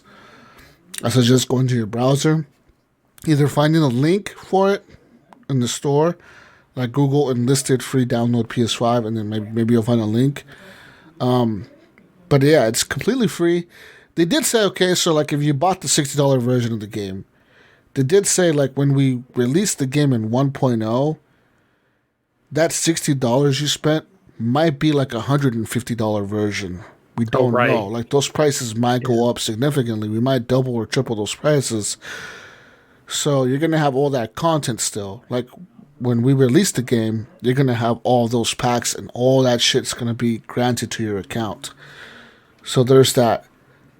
And so yeah, Mayo, I don't know if you're interested in this game. Remember, there's another game that was like that too. Like if you bought it early, it was going to go up in price. There's a lot of games that are like that. Tarkov, I think, is one of them, right? Tarkov is one of them. Yeah, Tarkov might have been one. There's just one I remember we looked into or something. Yeah. And we got into it early, and then it was going up. Yeah, I think I will look into it. So yeah, like I said, you can play as the Allies or you can play as the Germans, and right now there's 2 campaigns. There's Normandy, and then there's Normandy, and then there's like some kind of European front. I don't know if it's Belgium or some shit. Maybe it's Belgium. Maybe it's something else. I don't know. But it's another like famous like front of the World War II that happened. I know there's D-Day though. Like that's one of the maps is like that Normandy storming the beach fucking map. And there's like one that's like in the field. That has to be in a game. It seems like. Yeah, there's one that's like in a French field, bunch of flowers in a little village, and you're just fucking destroying the whole town. And like I said, you can play as the Allies, you can play as the Axis powers, and then so there's that. Yeah, this game was actually a lot of fun, and there was like really no bugs, dude. For it being a beta, like most games that are betas are like kind of buggy. Yeah. Right. This game really had like login issues and all that crap. This game had no bugs, dude. Like it was like you got in. Yeah, once you learn how to navigate the fucking menus, which are they're like free to play menus, so they're like super complicated, But once you learn how to like get past all that and into the game itself, it runs really good, and it's fucking playable, and it's fucking like really, really fun, and it's well done for a free to play game. It's like wow, like these guys can really give competition to Call of Duty. Like, why is Call of Duty not free to play at this point? That's what I was thinking to myself the whole time. Activision money, man. I say we probably know why that. We probably know that answer. But think about it, man. Think about if you release Call of Duty for free. Like, just say, fuck it. Like, Modern Warfare is free for everyone, and all we're gonna do is just keep fucking releasing maps. And say you want access to these extra maps, you have to pay $10 to get access to these extra maps, okay? But there's these base set of maps that rotate. You want these extra maps, you pay us money for these extra maps. And then you can pay us money for all these skins, for these guns and like characters. We'll add every character that Call of Duty has ever had. We're talking every single NPC. And we'll charge you for them. $5. They could make so much. They could make way more than they will ever make off of any fucking game that they sell. If they just did that and just released a fucking free-to-play version of Call of Duty. I'm not even talking like free-to-play Warzone, because everyone's thinking, well, Warzone is free. I'm not even talking about Battle Royale. I'm just talking like a multiplayer 6 versus 6 mode, team deathmatch or something, with search and destroy in there and like hardcore team deathmatch in there, and that's it. And you would have so many fucking players, dude. People would be playing that shit left. I think it could overpass Fortnite. That's how big I think it would get. More people would play that than Fortnite. That's how big I think it would get. But no, they rather just release a game every fucking year for $60, right? Well, I think Enlisted is here to show these guys, hey, we could do a fucking first-person shooter and capture a lot of shit. And like, one thing I gotta say about this game, one thing that Battlefield is known for is the audio in the game. When like you're in a battle in Battlefield, it fucking sounds like you're in a war. Best gun sound. This fucking game, dude. This game, it has some crazy good audio, man. Like, the audio is fucking awesome. Like, when you hear that tank coming around and you hear that, like, you hear the fucking tracks, that shit is scary. You're like, holy fuck, is that a friendly tank? And you're trying to, like, identify the tank. Like, is that motherfucker American or German? What is that shit, man? What is that tank there? You're like, oh, everybody's fuck. Everybody's throwing dynamite on that tank. Oh, yeah. No, dude. And the tank will have a gunner on there, like, just fucking mowing people down. And you're like, oh, my God. Like, it was really cool. It's like, one time there was a tank that rolled past me, Gunny, and he was in the alleyway, and I fucking ran up behind him. I had my last guy in my squad, since it was like a suicide mission. It's like, all right, bro, you're the last one left alive. You gotta do this for the squad, Rest in peace to the other squad members. You're gonna die with them. It's World War II. Everyone dies. So I ran at the tank. I pulled out my dynamite, and I fucking, like, threw it right at the tank, like, right at the back, because they had stopped, and it was trying to, like, target, like, some guy in a building. And it had stopped, so I ran up to the tank and I fucking threw the dynamite on it, and I fucking didn't hit it. And it was really cool because my guy obviously died, but even though my guy died, it did some really cool, like, little animation, like, popped up. It was like in gray, and it was like black and white and gray, But it was like it showed like an animation. It popped up on my screen like on it, kind of like on my HUD, and it showed the outline of the tank, and it showed the people sitting inside the tank, and it showed where my grenade fell, like where my TNT was at, when it blew up, and what it damaged inside the tank. So it showed that it like blew out the tracks, and like it blew out the engine or something like that. So like it kind of showed what damage you did to the tank. Even though, like most games wouldn't do that. Most games are just like, oh, whatever, you did like 20%. Right, just blow up. Right, you just died. Yeah, like this, you did some damage. Like in this game, you can actually run up to the tank and put like the bomb where the guy is sitting, and you can blow it up where the driver is sitting at, and you could just kill the driver. And so the driver's dead, and the gunner's like, oh fuck! Or you could just kill the gunner, or you could take out the turret. You could do different damage to the tank, which is really cool. Like it's very specific what kind of damage you can do to these tanks and to these vehicles. And that applies to all the vehicles. That applies to the boats, the jeeps, the whatever the fucking vehicle you're driving. And there was planes in the game. Like for some reason, like I was playing the game, and all I would hear is like, fucking these planes like flying around, right? And then I would hear like a fucking plane diving, and sure enough, I would look up, and there'd be like some fucking plane coming out of the sky, just it would just fucking unloading like a building. And I was like, what the fuck? And I don't know, like if that was AI controlled or player controlled. Like I said, I don't fucking know. I haven't seen it. But I haven't seen it if that's a streamer doing it. That it sure like looked like a fucking player was playing it, because it was marked as a friendly or enemy plane. Like there was 3 of them in the sky, and they were flying around shooting at each other. And then they would every once in a while, they would come in and they would just fucking dive, and they would just unload onto like a field and just randomly kill people in the fucking field. They would just unload like machine gun into a fucking field where we were all standing, and they would kill like half of our team, and we're like, what the fuck? So that was pretty wild. And of course, I got my ass kicked like most of the matches, but even though I got my ass kicked, I was having a fucking blast. That game, best free game I played in a long time. Check it out. Nice. Check it out. Speaking of free games, check that out. Speaking of free games, guys, one game that I cannot get for free on Game Pass is Battlefield 5. It just doesn't download. It's just stuck. I cannot remove even on it. that Epic launcher, or the Epic launcher, the Origin beta desktop app. It's like it's stuck in like a download queue, and I can't download it and I can't delete it. Wow. So it's just stuck in a queue, and my Xbox app is such a piece of shit. Like, you need to get rid of that app. Xbox, can't believe you make some of the shittiest apps in the world that are made by fucking Microsoft. I was complaining about that a while back. I was trying to download it. My download rates are really slow on the Xbox app. Oh my god! My Steam downloads are really good. My Origin downloads are really good. I have this gig down, gig up. I get on Xbox and I download. I install a 30 gig game. They're like 3 hours, and I'm what? Did you go to the Windows store and try to X on that? X is in cancel? Dude, I tried everything in that fucking... Okay? I did some Windows commands, like shut down app. Command prompt, yeah. Command prompt fucking hacker shit, bro.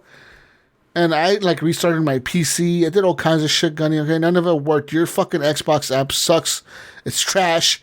Fuck Xbox. If PlayStation had an app on PC, you know what? It would work, Gunny. It would fucking work. I wouldn't have to sit there and be like, oh, I can't play Battlefield 5. I gotta go buy it on Steam for $17 because I can't download it on Game Pass, even though I pay for Game Pass, motherfucker.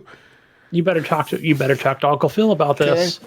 I could download every other game on Game Pass. I could download Flight Simulator. I could download every other fucking game on Game Pass available to me to play. Even if it's an EA game, I can play it. Comes to Battlefield? Oh, no. You can't download Battlefield. You want Battlefield 5? Oh, fuck you. It doesn't want to let you play Battlefield. Play something else, man. Fuck you and your Battlefield 5. You can't get that, motherfucker. It's time you go play some Fortnite.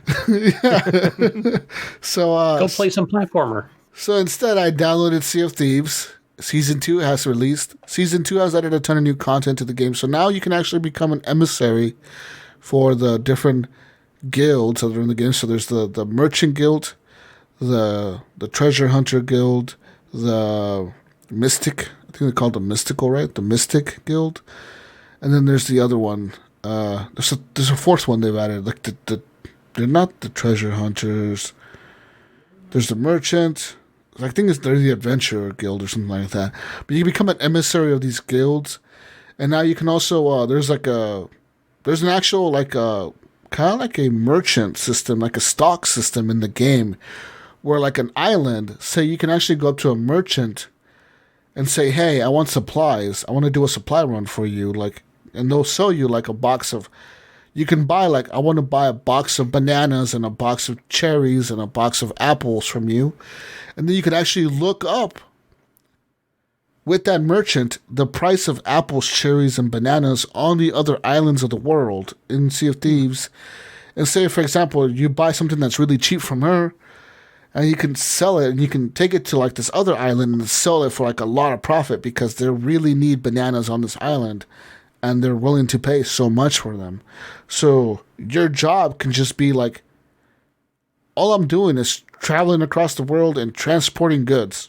And you're fucking making a killing off of it. And your rank is going up at the Merchant Guild and the Emissary. Once you reach level 100, I think, you can unlock special customizable things for your ship. You can make them look like the Merchant ship or Ghost ship or whatever, different types of ships. There's also a battle pass they've announced. There's a free battle pass.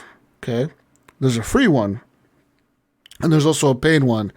The paid one, I don't know how much it costs. I'm assuming it's $10, like most of them are nowadays. But this free one actually gives you 100 items for free, and we're talking like telescopes, like the monoscope, the little fucking little the scope thing. We're talking like gun sights, guns, weapons, shovels, instruments to play with, pets.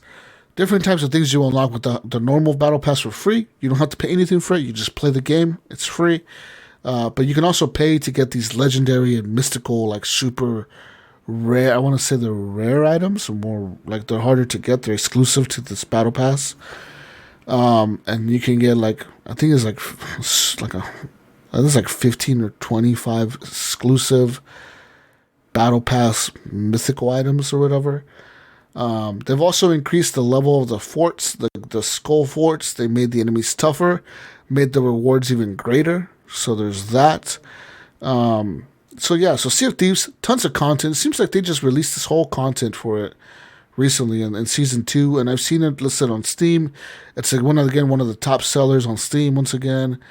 I think it's one of I think it's the PlayStation 4's most sought after game or something, as in people question. Was it intriguing? I think they were just curious, like, why is this game not coming to the PlayStation 4? If this game was on PlayStation, it would be great, because if they could just do crossplay between everything, between PC and consoles across the world, and even if they came out on Switch, sold like 80,000 units. But yeah, I mean, obviously it's a Microsoft studio, so even if you came out on Switch, it would increase the popularity of the game. That game is so good. Like, little kids love this game. Every time I get on this game, all right, I meet all kinds of people. I meet the guys that are like old and shit. They're like super into they're like really into it. Like they're like, all right, brother, you're gonna sell northeast, and we're gonna stop here. I'm gonna jump off. You're gonna keep sailing. I'm gonna jump off of this other island again. You keep sailing. I was like, what are you doing? He's like, I'm doing this crazy quest or whatever. And it's like, okay. And then there's there's the drunk people like me that are just drunk, and then it's just like, drive, tell me where to go, and everyone's trying to get me into an island. And I legit crashed into an island because I was so drunk that I don't know what I did. I passed out sleeping. I can remember that one time we were playing together, and you were steering, and next thing I know, we're heading toward an island, and I can't remember who was with us. But next thing I know, we're like beached pretty much. Yeah. I'm like, Jesus, you might want to turn. All of a sudden I hear you sawing logs over there in the background of the mic, man. And next thing I know, we're like heading straight for the island. But I mean, okay, well, anyways, I think I had my Xbox controller on, and I tried to use it, and then I put it down, and then I was trying to turn with my mouse and keyboard, but one of the inputs on the controller was not letting it turn. And I fucking legit, these guys were like, all right, guy, you can turn. And it's just boom, just run into the fucking island. And then, so I kind of made a bad first impression, but it's okay. I redeemed myself. And then, there's lots of new content in Sea of Thieves, man. You can have pet parrots now and shit, like monkeys and parrots and all kinds of weird shit you can put in. There your are boats. some things for a Game Pass Ultimate member. Just make sure you claim them Oh, in the claim section in Game Pass. okay. Oh, okay. Yeah, that little section. Okay, cool. Yeah. But yeah, man, I fucking like Sea of Thieves. Like, it's a lot of fun. Like it's so easy to it's so cool to just jump in and like fuck around and do whatever you want. Like, whatever. I'm just here to drink and look at the sunset. Problems. And I never fire that game up anymore, Jesus. I never fire it up. I never play it. It's just not one of my guilty pleasures. Why? Or anything. I don't know. It's just not. I don't know. It's just something that maybe I don't want to be a pirate.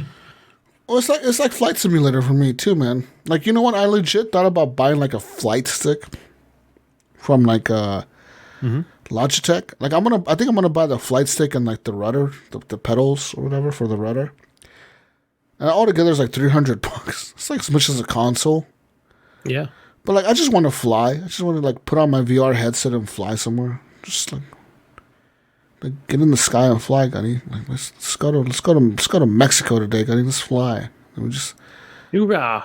fly there and then not know how to land and then probably crash and then turn off the game and then be good. That's it. Sound like fun. I mean, what else is there to do, guys? Okay, maybe I'll stream myself flying for 2 hours in real time. I feel like watching paint dry, man. Come on. Come on, Gunny. It's all about just having a conversation with your viewers. Just I remember those days on Mixer, and I would moderate the channel, and while you would play your Sea of Thieves game on Mixer, that was fun. Sea of Thieves is the shit. Sea of Thieves is the same way. Like, it's just a fun game to play, and you just fucking play it, and you have fun, and then you eventually run into something, and then that's all that happens. But yeah, anyways, I was gonna download the Resident Evil demo last night. I got off of work pretty late. I get off like at 10:30, and then I get home like at 11:30. So it was like near midnight. I had about 30 minutes left to download the demo. So I didn't. Because the demo was like a legit 1 day only. No, I downloaded it today, Was but I it? didn't play it. So I don't, because I saw people streaming it, but maybe it was leftovers from last night. So maybe I won't be able I to don't play know. I thought it was like a legit, like, you could only play it for one night or a something. limited time. Yeah, that's what I thought. But then I was reading our thing in Discord, and I thought, okay, I can't find it. But then when I came back like an hour later, I really dug deep into the PlayStation 4 and was like, okay, it's here. So I found the demo. So this is what happened. If you were on the PlayStation 4 or the PS5, Gunny, the Village Early Access demo began on April 17th at 8 p.m. Eastern, and it ran until April 18th at 4 a.m. Eastern. It's a weird time to end. It says here the second Castle Early Access demo begins on April 24th at 8 p.m. Eastern. And then it would run until 4 a.m. Eastern on April 25th. That's such a weird time. And you have 30 minutes to play these levels during these windows. So, like, yesterday you had 30 minutes to play that castle demo, and then you have another 30 minutes to play that other demo next week.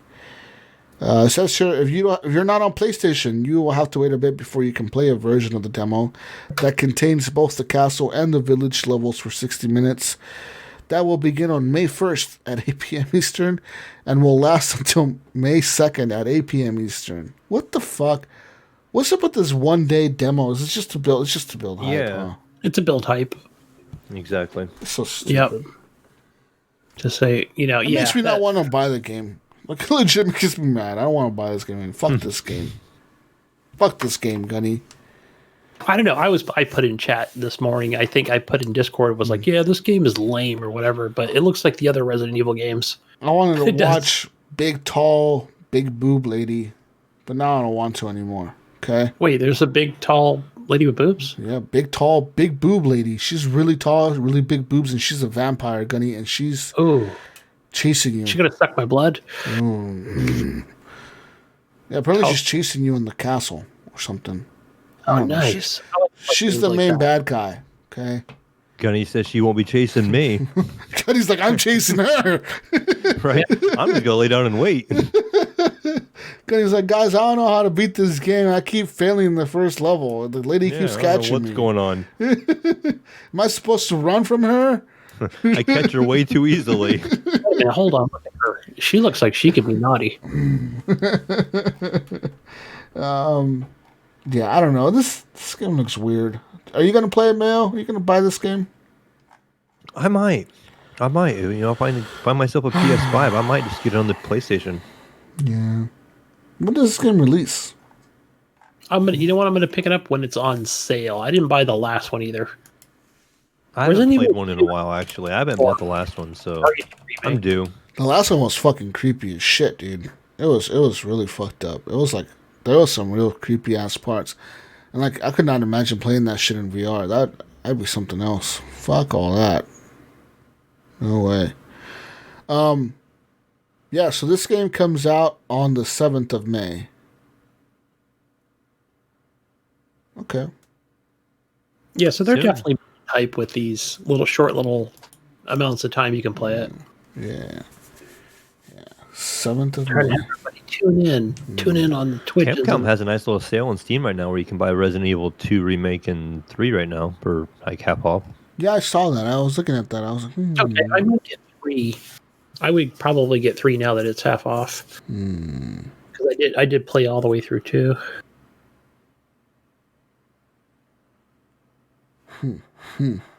Okay. 2 Remake. Anyways, that's all I played this week, man. I really haven't played much else. I look forward to playing more of Enlisted, seeing what else I can unlock. Like I said, it's kind of shitty though that it's kind of like a grind almost, but it's not really a grind. You're just playing and leveling up. But it does suck that it's gonna get all reset. It's like, well, but at the same time, I kind of don't feel too bad about it, right? Because right now I can learn about the game, and then when the actual game releases or 1.0, I know what I want to go after. Then right, like it's like, okay, I want to do this, and this to get this. You know? Yeah, especially if it's a game that's going to be like Mayo's Apex here, where you get the battle pass. Yeah, get a battle Complete it. Yeah. Mm-hmm.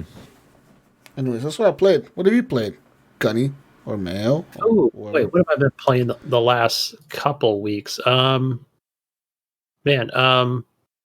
Outriders. Played with Leahy and Vetterholic this morning. And yeah, so I had started up. I think I'd started up like Leahy was talking about starting a new character on Xbox, but then his wife had his Xbox, and then we went over back to PC.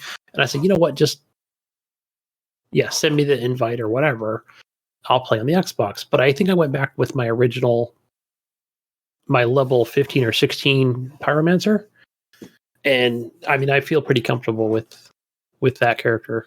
And yeah, I'm just having a blast. As far as like any kind of story stuff, yeah, whatever. It's It says whatever. man, it's just a fun looter shooter, right? Is what this is. Right, trying to get a little stronger. Yeah. And yeah, I don't know, for some reason, like, okay, so Leahy invited me in, right? And it's like, enable cross play. Mm-hmm. Now he's playing off of the Steam or Epic or wherever this game is on PC. I don't know. And me and Vetter were on Xbox, and it seemed to work fine for probably a good 40 minutes. And maybe just a little bit of like some latency issues I found, little minor hiccups, and then just whatever happened after the 40 minutes, it was like, okay, lost connection to host or whatever. And I know Vetterholic was still in there. Or he may have left. I don't remember. And then, yeah, it just kicked me all the way out at the end of the game. And at one point, Vetterholic was like, his game crashed completely. So I haven't been following like, how people can fly is like, as far as their patches and when it will be patched. I don't know specific dates on that, but playing with Ryan and other people on Xbox, it hasn't been an issue. Just staying within your own ecosystem, it's been fine.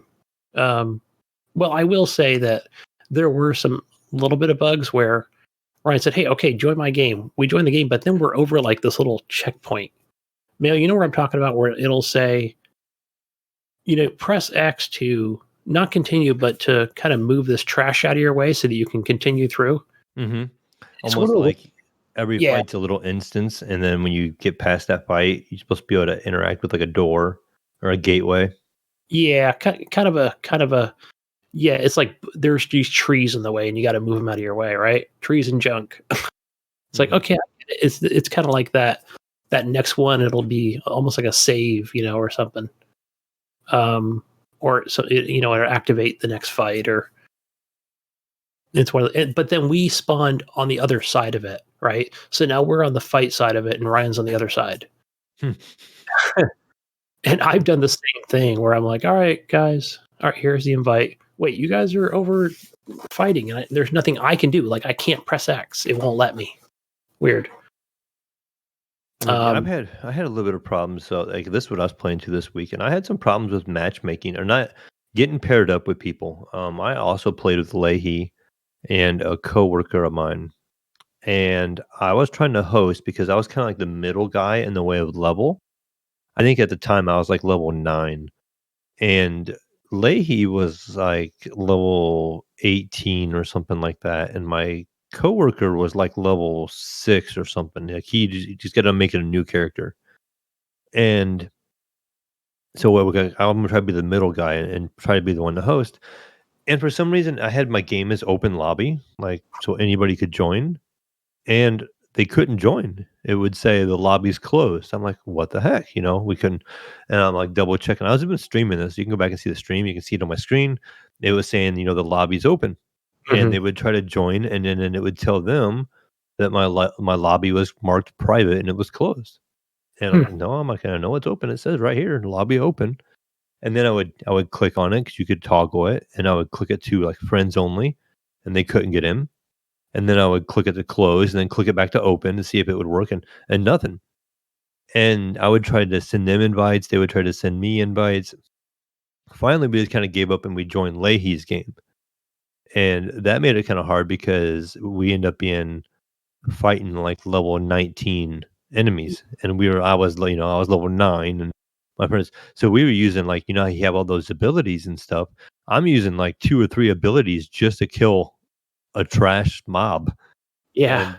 And I'm like dying here and there. I'm trying to tank. I picked a devastator role, and I just we were just dying left and right. I'm like, man, I'm not used to dying this often. And like he was, oh yeah, it's because of the enemies are level 19 and you're only a 9. And I'm like, oh well, this I didn't even notice. Right, because I think the host sets the world tier, Hmm. not And so yeah, like, I was having a difficult time because we joined his game, and then we did some messing around. Leahy had to go for a minute, and so me and my coworker got in the same game, and we were fine. Like he was able to join me, and we were good, and we were playing for a while. And then Leahy came back. He got back from his errands, tried to jump in my game. Lobby closed. I'm like, I know it's not closed. Like my coworker's right here. We're playing it together. yeah. And so we even stopped what we were doing, got to a save point, went back all the way out to the lobby of the game. Well, we're not doing any missions. We literally went all the way out where you can do the character selection even. Try to get him in, nothing. Couldn't get him in. So finally we just kind of gave up on it. But we struggled with it for a while. But Yeah. When was that? I'm that just curious. was Any hot fixes since then, or maybe Sunday last week? This week? No. It would have been last Sunday. yeah, Maybe because last Monday. see, I didn't play during the week, so now I'm using my quiet voice to try and keep it down. But no, one of my favorite things so far about the game is I'd say the movement of how fast your character moves. Mhm. I really enjoy that so much. Um, a couple other things. I know that when you restock ammo, like there seems to be plenty, or they're strategically placed that they're in a good spot where I'm like, okay, I know where. You Yeah, can yeah, run back and grab I can something, yeah. run back, and it's not that far, Or it's like you can be in the middle of a fight and then just walk over and restock, and it's so fast. I have made some dumb mistakes where I would say pick up some weapons and they're like upgrades. Oh, And, you've equipped and them. immediately I just equip them and then I've done put that the other before. stuff in a stash. I'm like, okay, these things are all rare. They're blue. I'm going to break them down later, whatever. I'm just going to put them in my stash. And then I run and jump into a mission and I start the mission and all of a sudden I look at my ammo and they're both shotguns and they both only have like 60 bullets total. So I go into this mission with a whole whopping 120 bullets total and it's like a boss fight, And so Right. I'm like, oh no, I'm trying to fight this guy and I have to use my pistol because I completely run out of ammo. Trying to kill the boss. Have you fought the big Crystallis monster or whatever it's called yet? I don't think so. It gives you your first legendary. Yeah, because even though like I'm that level 15 or 16, I had jumped into whose game was it? It was me, Bill Gardner. We played for a while, and who else was it? Was it Ryan Gibson? And then I had played with somebody else, so it was kind of like I was jumping all over the board as far as like how the game progression goes. So you're probably lost in the story then. Totally lost in the story. But then I went back and I was like, today, like, oh, okay, I see where you pick up the doctor and then you meet Bailey and a few other characters. I was like, okay, it's kind of coming together. Yeah, I was a little confused too. It does make it weird when you jump in. Like when I jumped in Leahy's game, I was in a different place, and didn't really know what was going on.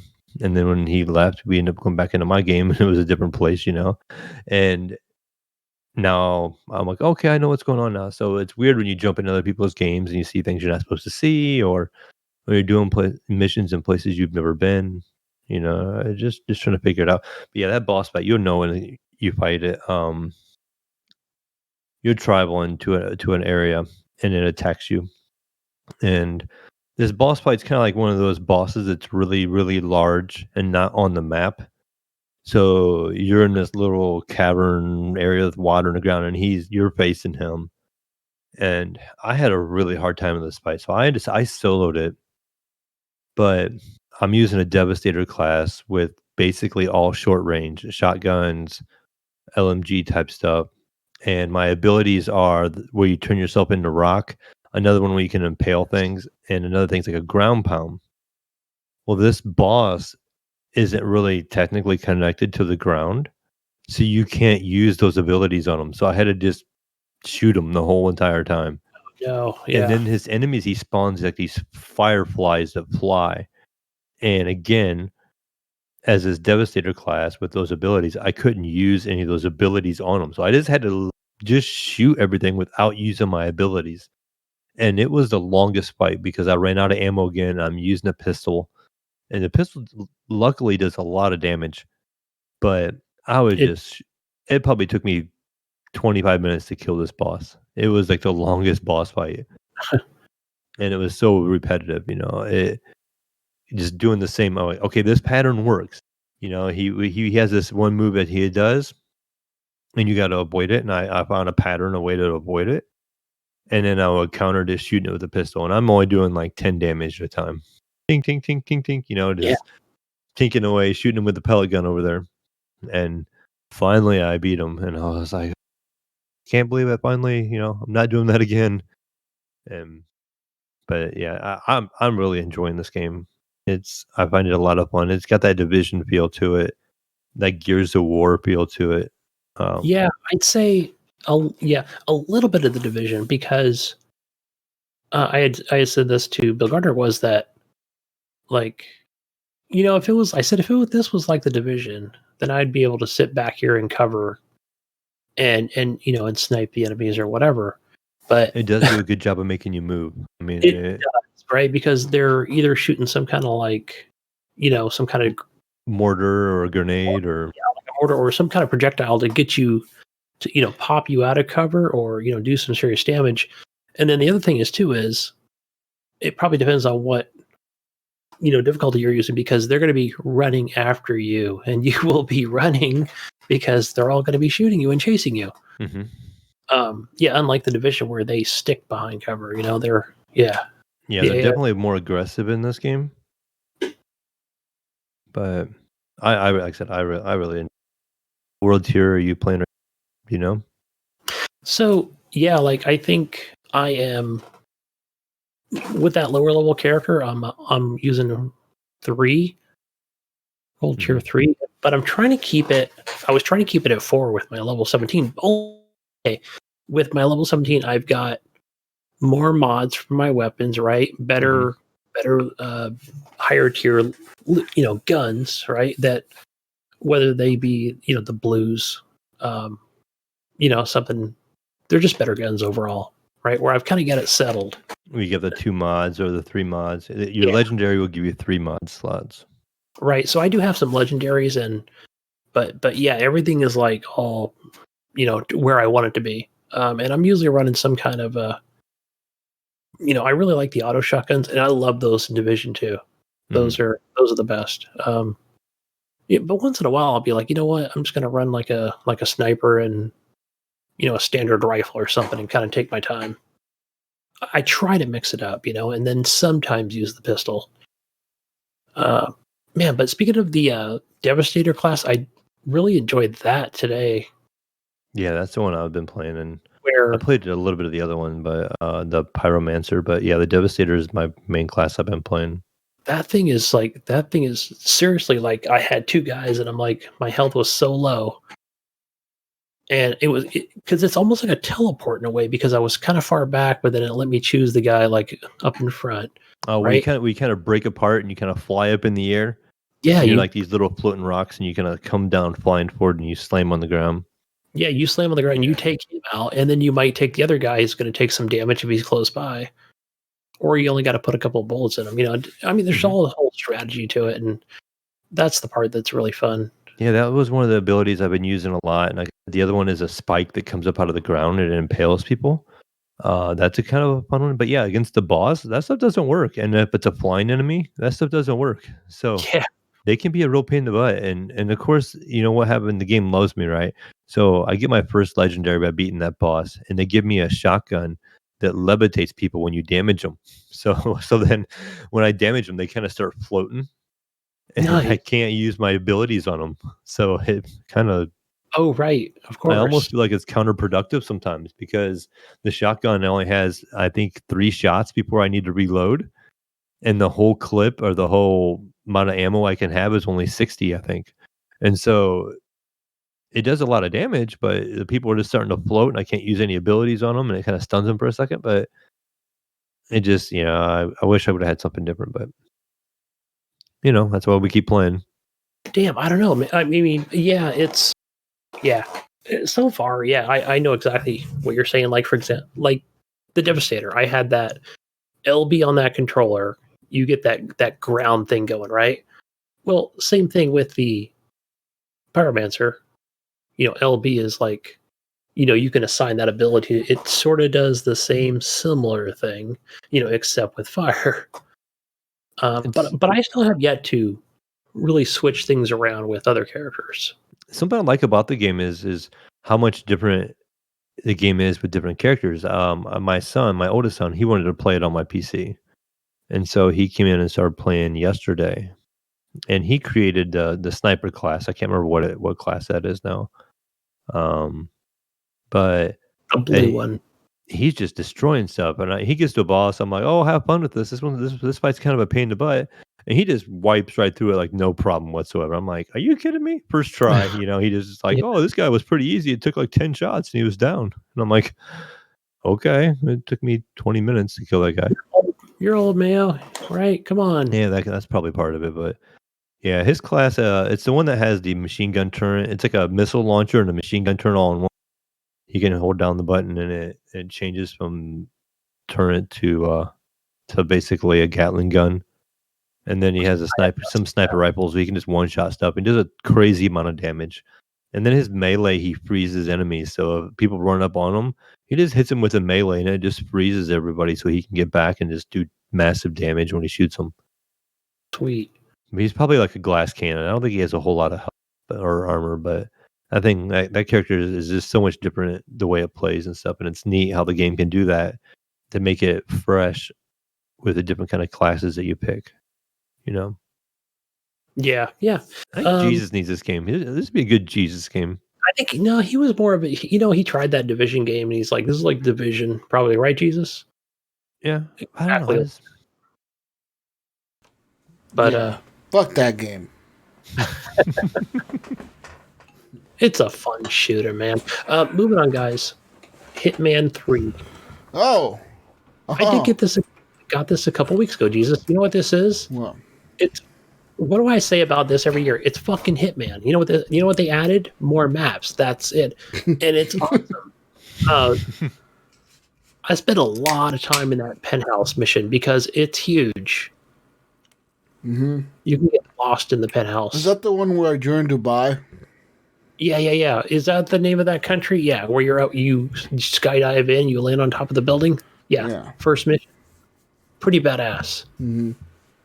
And yeah, I went through a couple times, and died trying everything, and and I'd listen for intel. I'd go in and disguise myself as whoever the fuck it is, right? Another security guard, a bodyguard, or as what's the guy's name? They always call him. I forgot what Diane calls him on there, but basically another kind of hitman, right? Mm. And just trying different ways of like, okay, how am I going to kill each character and with what? But some of the funnier ones was where I'm like, fuck it, I'm just going to go in and do it the way I want to. I'm going to be a penthouse guard or a penthouse worker, make it to the top of the building. And I go in and there's in that mission, there's like two guys you need to kill, right? And the one guy, he kind of stays in the penthouse most of the time where the other guy never goes up to the penthouse. But that guy, the old guy. And so he's in his penthouse, he's having a drink, and he's making like an audio memo on his phone. He's sitting at one of the desks, right? And his guards are like just on the other side of this, like this little, whatever you want to call it. And I pick up like this stone statue, and I can clearly tell it's like, okay, well, that's one of the objectives, right? And I walk over and I'm trying to hit him in the head with the thing, to kill him, but it's not letting me. But then I think one of the maids is like, hey, what are you doing with that thing, in your hand? Like, I'm trying to kill this guy, but it's not letting me. Finally, I think because he was sitting down or from the angle. Yeah, but I just got murdered as soon as I did that. Trying to run out, trying to hide in the kitchen. I went back up Jesus, and I was like, this time I'm going to be the chef, and I'm going to poison his food. Boom, done. Completed. Skydive off the roof. Nice. Or no, I still had to kill the second guy. But man, I had a ton of fun. I must have spent probably 3 hours in the penthouse mission. Ooh. Just trying different ways of eliminating both enemies. That's dope. Yeah, that game is really good. I tried it on the PlayStation 5, actually. I downloaded the free version of it, like the free demo level. On any platform. Free. You usually get the first two free. And actually, I was surprised to see that the level that I played was a level that I played before on the first game that came out, but it was a completely different target, like a completely different setup. Like there was a concert going on the level, and there was this mayor in town that was there for like some kind of re-election, but somebody wanted him dead because he's like a mobster or something. So somebody paid to kill him, and your job is to kill him, right there, while he's in town. So yeah, what was really interesting about the PlayStation 5 was that the trigger, it does have like adaptive trigger support and shit for your pistol and your gun, and that was really off-putting. I couldn't I couldn't tell if my shit was not working or what the fuck. Like I was trying to shoot this guy in the head, and like my shit was not. I don't know. Maybe I'm not used to the adaptive. I think I'm not used to them. But it was really weird, like trying to pull the trigger because I couldn't. I was like, "What the fuck? What the fuck?" It's totally made me miss my shots, and like fucking everyone was alerted. I had guards chasing me. It was bad. It was all bad. It was like, what? The hell? Gunny. I'm starting to feel like I'm going to start hearing this summer is Jesus is going to be playing Call of Duty. And he'd be like, he's going to be yelling over there. I can't shoot my gun. It's not working. He's going to be giving all the excuses over there. shots. It's not working. Pinpoint's gonna get Call of Duty, and they'll be shooting him and killing him, and he's gonna be like, ha ha ha, and Jesus is going, it's my controller. I swear, it's my controller. I can't squeeze the trigger. Whatever. It's the adaptive controllers. I blame that. Get used to it, Jesus. All right, you got to adapt. Yeah, next gen, Jesus. You were excited for that next gen, remember? I was. You sound like you're over it already. No. It's still cool. It's still cool. I just need to experience some more, I guess. You still got some good racing games left to play, and all kinds of stuff. What's coming up with that PlayStation 5? What was that mission, Mayo? We were talking about it before we recorded. The mansion mission. Yes. I know, Jesus, you talked about this one. Oh, yeah. I played it out a little bit differently, try to explore the whole map, and I questioned everyone about the murder. The one thing that kind of like threw me off was why I needed to kill the lady immediately. That was like, what did I miss? Like, why do I need to go murder her? But I guess you have to murder somebody in Hitman, right? You just have to. It's your target. You don't. The thing about the Hitman games is you never have to murder them right away, but you do have to murder them. You know what I ended up doing was I think I just ended up kicking her in the grave and then burying her, putting the dirt right on top. Yeah. Grab a shovel, dig a hole, or whatever. The hole's already dug, right? You can just, make it look like an accident. And that's what I did. Since she was going to stage her, she was shady as fuck anyway, right? So I just did her a favor. Yeah. Good job, Gunny. Yeah. I was like, contract complete. That was a fun one. I want to say that, was there a mission before that? And it was like totally something, it could have been forgettable. Yeah. I just wanted to go back to the penthouse, play more of that one. But okay, so backing up, guys, before when I first downloaded this, I know that one of the things that it does is it knows, like, if you own, for example, on Xbox, the first and the second Hitman, it should recognize that, right? So it's going to download this huge file of like 120 gigs or something. It makes it look like a Call of Duty Warzone file or something. So I did end up going back and deleting out my other two games that were on my hard drive. And I don't know if this has anything to do with it, but it kept saying, like, you're not online, on the, in the game itself. I don't know why the fuck this game has to be on a line, but because it wouldn't let me go from any game saves. That was the weirdest thing for me. I was like, come on, like, if I already want to go to a certain point of the game, like if you fail the mission, it normally saves the game for you. But if you're not online, it doesn't let you. And I'm not talking about being on Xbox Live or anything. It was like some kind of a game thing. I don't know. It's a little, that part was a little broken. So I deleted the other two files for Hitman 1 and 2 and then had to re-download Hitman 3. I don't know. Kind of pissed me off, but now it's rare that I will get those disconnects. It'll just keep saying I'm offline, but it has been saving my game. So if I do fail a mission, I can go back, 5 minutes or, in a point where I'm not redoing an entire section of a contract or something. Okay. So yeah, it's good. The last game I played here today, guys, was really, really important here, Jesus. Truck Racing Championship, free Xbox Live Gold game. Now, I'm a trucker and I'm a racer, right? So I made it to the Super Pole, Jesus, the Super Pole, Pole, because I'm a badass. What the fuck is the Super Pole? I don't know, man. This game, who was it? Was it Jonathan Hall or was it somebody on Discord had to remind me to play this game? It's a weird, I don't know. So when I started up, I thought, okay, it's going to be this cheap, cheesy. I got information for you, Gunny. Got information for you. Go ahead. Okay. Okay. So now I'm gonna tell you what the Super Pole is. Yeah, I've never heard of it until I saw it in this game. I think in pole position. I don't know. Hold on, let me. What the fuck's going on here? Hold on, I'm trying to I haven't find it. watched truck racing in years. No, no. Where's this information? I just literally just had it and it just disappeared. What the fuck? It's like this article opened up a completely different article.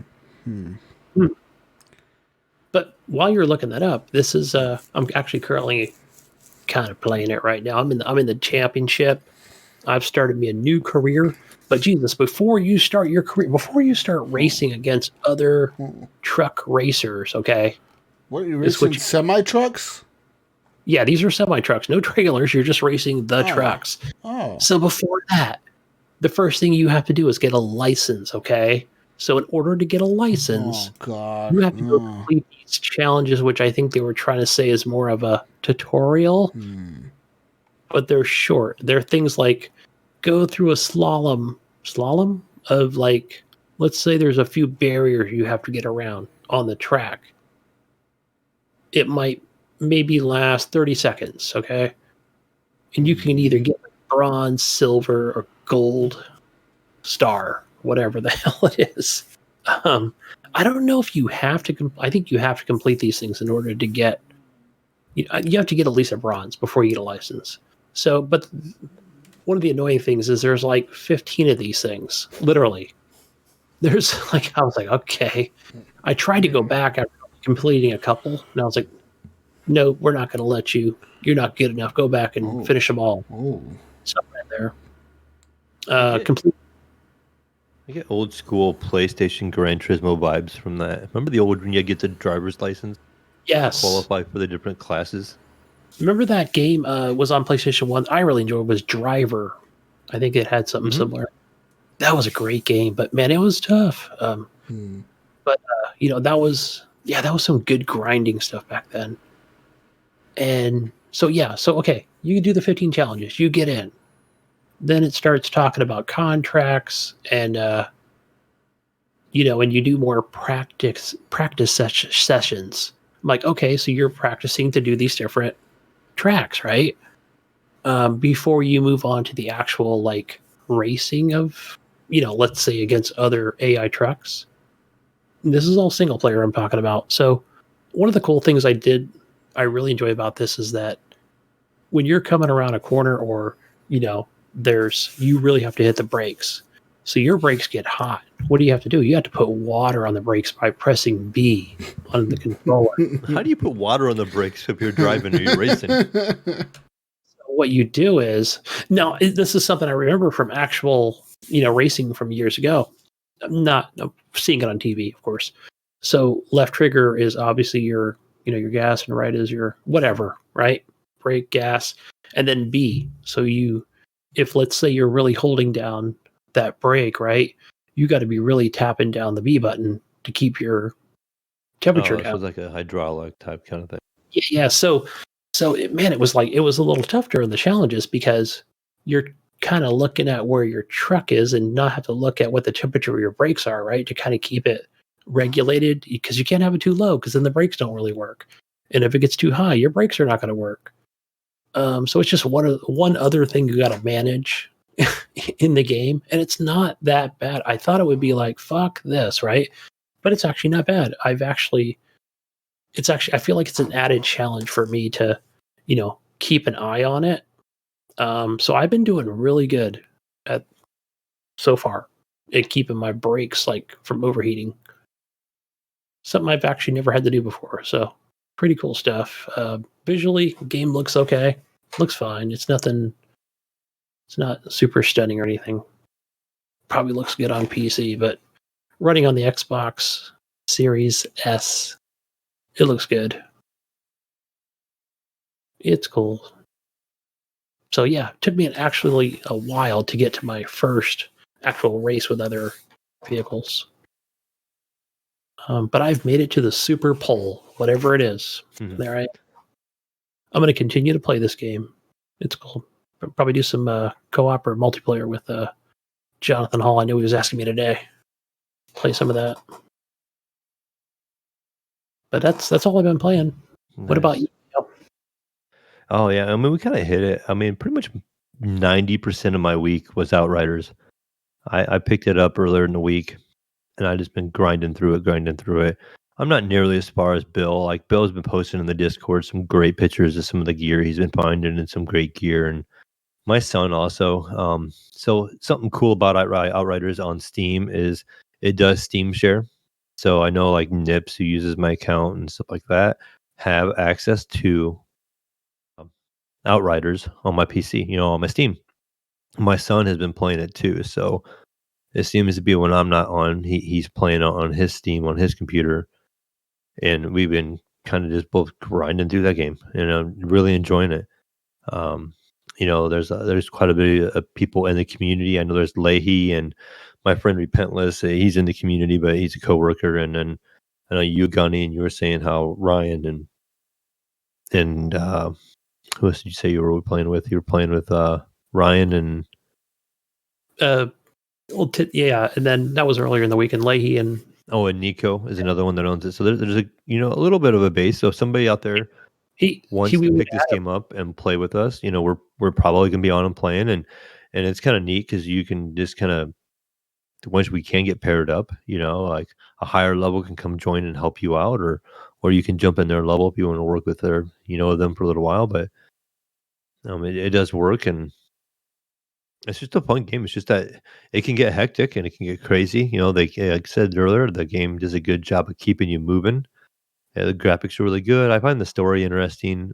I talked about last week too, where you can change the cutscenes to 120 frames, so everything seems kind of good.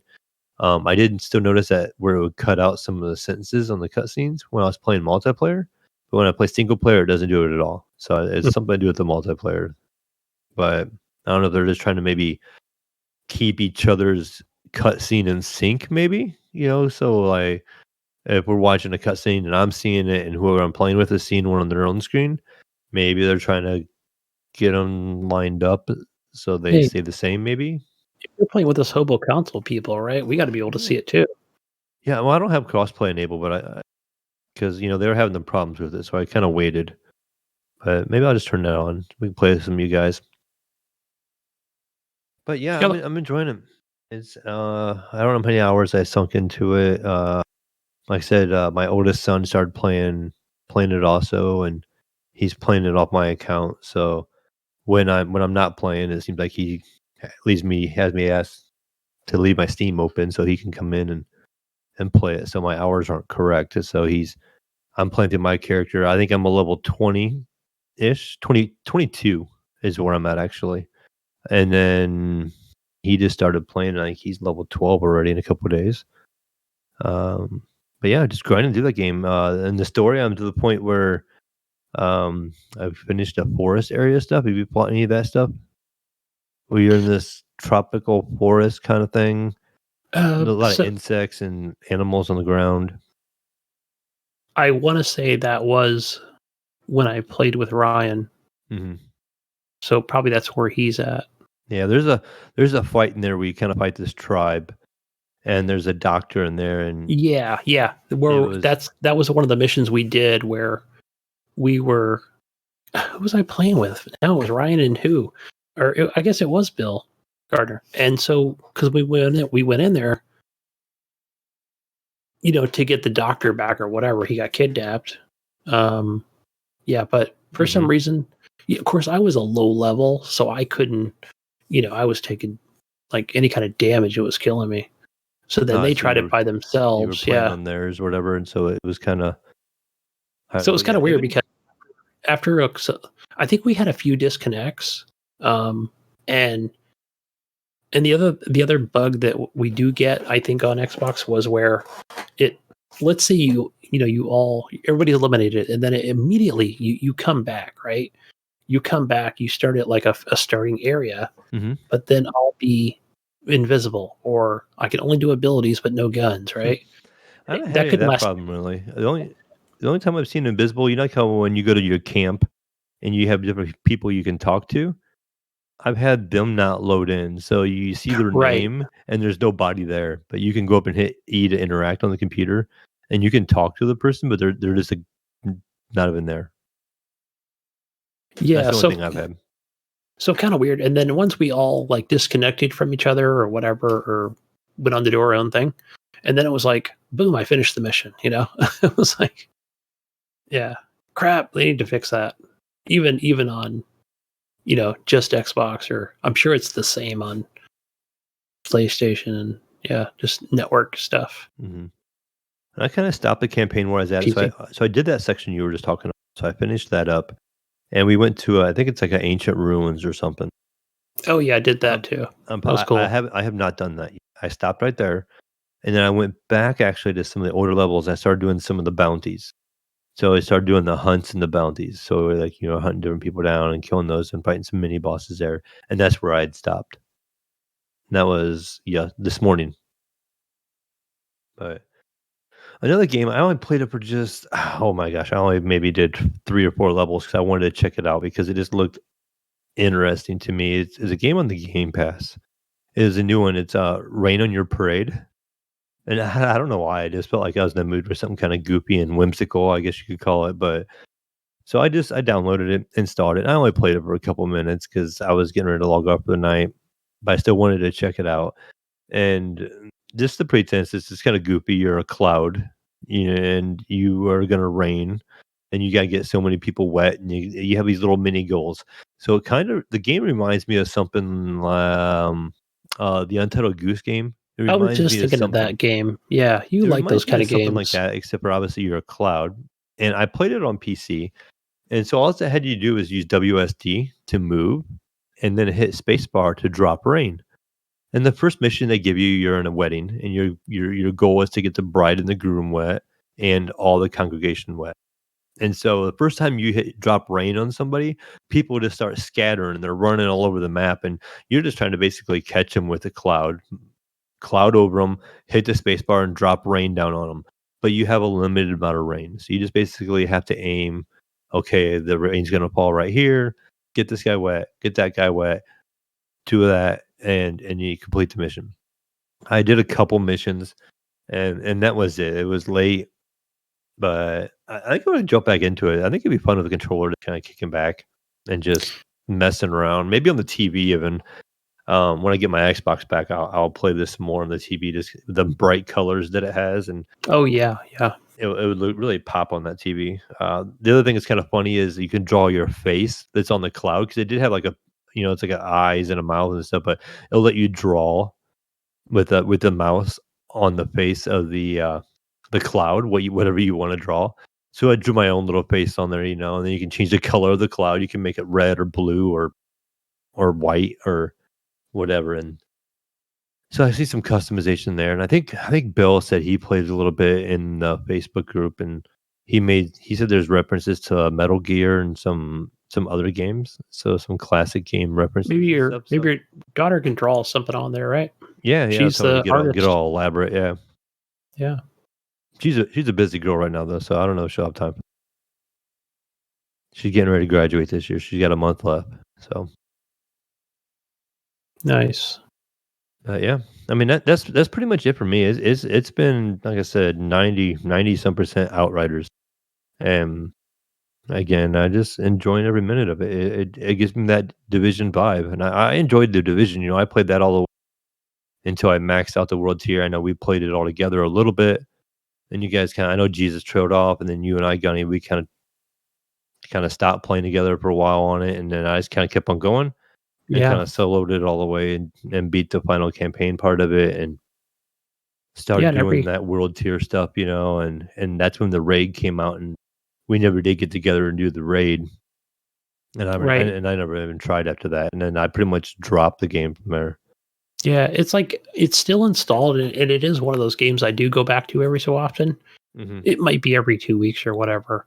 I'll jump in. I'll go do a couple missions if I can, and that's it. Like then I'm done for like another 2 or 3 weeks, like I'm on to the next thing. It'll just be one of those random games that I play. To kind of back up a little bit, I did progress a little bit in Ghost of Tsushima. Oh, nice. I did unlock a trophy or two. Yeah, it's something I'm slowly getting through. So I'm getting there. Yeah, I still playing need to it. pick that game up. The PlayStation Store had it on sale the other day, and I hesitated on buying it, and I don't know why. And now it's not on sale anymore, so I'll keep my eye open. I don't know if I'll just pick it up used, maybe even maybe give GameStop some money for once. But, I think at this point, I would just buy a digital copy of it only because the next time I think it's going to be on sale, it's going to be at whatever price I paid for it, that $24 or whatever it was. Probably be the Mhm. same for but might be a while. We'll see how it goes after you're done with the Spider-Man. Yeah, the PlayStation didn't really fire it up much this week. I played it some last week, before the show, and uh, I was playing The Last of Us the remake or the remaster. Was it remake or remaster? Which one is it? Remaster, right? Remastered, yeah. Yeah. Yep. And I was playing that, and I kind of got away from it for a minute just because I got busy with Outriders, and I keep telling myself I need to jump back in there and fire it up before I lose interest. So that might probably happen tomorrow. I'll probably fire that up tomorrow and make some more progress in there. I ended where I was in the forest, just starting that part. Not sure how far into the game I am. A little ways, but yeah. And I mean that's pretty much all I've been playing. I'll try to get into that play this week. I know Jay enjoys hearing me talk about it. I'm still looking for a PlayStation. He did message me the one day, and I clicked on his link, Jesus, and it took me immediately to the PlayStation Store. And the pains of the PlayStation Store, like doing the queue thing. And I was at work, and it immediately put me in the store, and it let me add a PlayStation to my cart. And I'm like, oh, it's going to happen. I have one in my cart, and it told me to sign in. I signed in. Then it told me to put my address in. I put my address and everything in, and it said proceed to payment. I hit proceed to payment, and it took me to the queue. Like it put me in line. And so I'm like, oh, are you kidding me? I'm like, okay, maybe this is a new method. Maybe they're trying to make sure I'm a real person, and these are all real people in line. And I'm gonna get my spot. But I had it in my cart, and it gives you the okay, you'll be in line shortly. Then it gives you, it refreshes. It makes it a chime, and it tells you how long your wait is, and it makes a chime, and it's like your wait is over an hour. I'm like, are you kidding me? What does that And mean? Yeah. and then I let it go, and I had this on my phone, and I'm just keeping my phone awake, because the screen's kind of go dark, and I don't even want it to do that. So I'm like tapping my phone every couple minutes. I change my settings on my phone so it doesn't go dark anymore.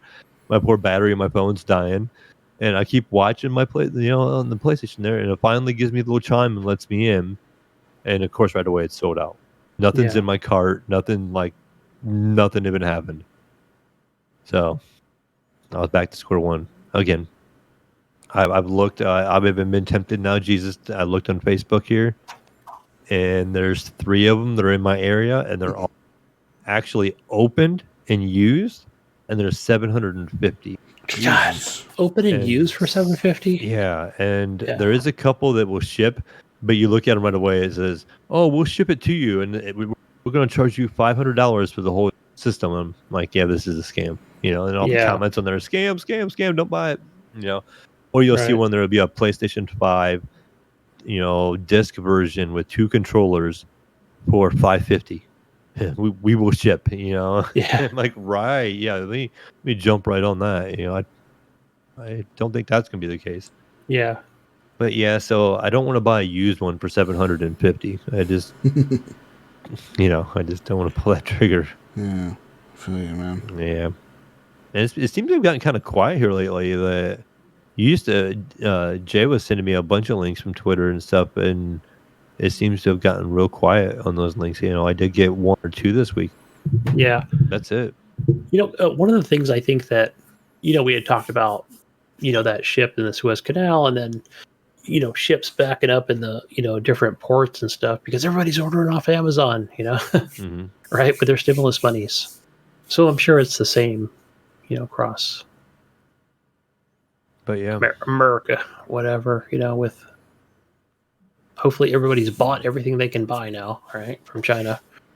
right. So, yeah, we can Hopefully get more. everybody has their stimulus money all spent, so we can can, get some PlayStations out there. Yeah, we need But to pack more stuff on those Walmart boats, get them That's over it here. That's it for me, Jesus. Awesome. Well, I believe Gunny has to take off. Yeah, it's late. My kid needs to go to bed. Good night, guys. Go find me, guys, over on Xbox and Steam and Uplay and Discord. GunnyChief. One word. Add me on, guys. Peace out, guys. Have a good night. All right. See you, Gunny. Bye, Gunny. Anyways, it's news time. Let's get into some news, ladies and gentlemen. Some video game news real quick. Let's talk about some Amazon news. Amazon, as you all know, has been getting into the world of video games, and sometimes they don't do so well. Well, have they had any good games yet? I don't know. What's that one game they released and then they shut down right away? Wasn't the shooter? Yeah, it was a shooter, right? Mm-hmm. What was it called? Crucible? Crucible. Was it Crucible? Crucible was Ubisoft, wasn't it? I don't know. No, I don't remember. Crucible game. Oh no, you're right. It was by Amazon. Yeah. Okay. Yeah. Anyways, that game was shut down. But apparently this one is canceled. So Amazon has apparently canceled the Lord of the Rings MMORPG, which was first announced back in 2019. It says here Amazon had been developing the game with Alayo Technologies Holdings Ltd., a Chinese studios that Tencent Holdings purchased back in December. It says here that purchase caused a contract negotiation dispute between Amazon and Tencent, and Amazon spokesperson confirmed that they were unable to reach an agreement with Tencent, which led to the game's cancellation. So Tencent's trying to buy Amazon. pretty much. Amazon Game Studios employees who had been working on the project will now move to other projects. This cancellation is the latest increasing list of defeats for Amazon Game Studios. It says here, two of the studio's games, Breakaway and Crucible, have been canceled outright. And New World, the company's colonial MMO, has seen multiple delays and is currently set to release for spring. So there's that. It says here, according to this, also Amazon is currently working on a new TV series based on Lord of the Rings with a $1 billion 5-season commitment, making the show the most expensive show in the history of TV production. Wow. 5 seasons, $1 billion. Can you imagine? Oh my God. It's a lot of fucking money. That's a lot of money. I think Amazon's gonna give up in the game industry, I think. Maybe. Yeah, maybe. I think so too, well, to be honest. So to move on now. Speaking of Amazon, Twitch's bot crackdown cuts millions of followers from some of the site's top streamers. That's correct. Streamers like XQZ and Soda Poppin' lost between 2 to 3 million fake followers. Twitch's latest crackdown on bots, fake accounts that artificially inflate viewer accounts and followers, has led to some of the platform's biggest streamers losing millions of followers. Earlier this week, Twitch announced via Twitter that it was taking action against a supposed 7.5+ million accounts suspected of follow botting or view botting. The site did warn that some streamers may see, quote, sudden decreases in their numbers. Indeed, streamers who lost hundreds or thousands of followers seem relieved to finally have a more accurate number of viewers to work with. But a select few streamers lost a great deal more. Former OWL player, OWL player, which I don't know what the fuck that means, Felix XQC Lango, reportedly shed over 2.6 million followers when this was updated, leaving him with a mere 5.5 million followers. Chance Soda Poppin' Morris lost over 3.3 million followers this week. Says her blue-haired Fortnite streamer Ninja was comparatively unaffected, losing only about 200,000 followers. It's worth noting, though, for the most part, streamers seem to welcome this call. So there's that. People were complaining for months, saying that there was a lot of bots and people were using bots. So now this is a little bit more accurate. There's that. Let's move on out to more news. Nintendo news. Nintendo is suing Bowser over Switch hacks. That's right.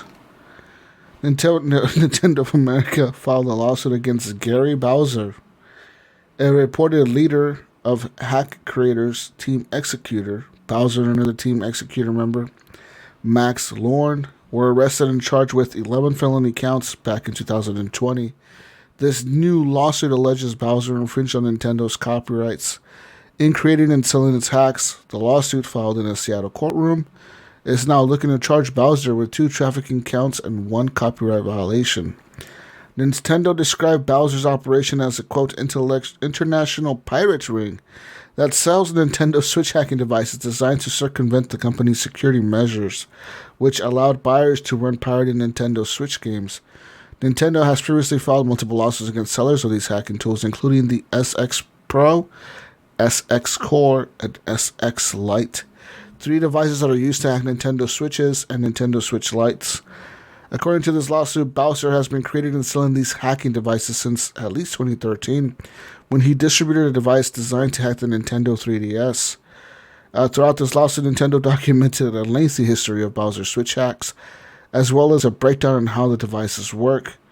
Says here, Nintendo has focused much of its legal efforts on resellers in the past, with multiple lawsuits filed over the past few years, one of which won the company a $2 million settlement. On Thursday, Nintendo won an injunction for a November lawsuit targeting an Amazon reseller.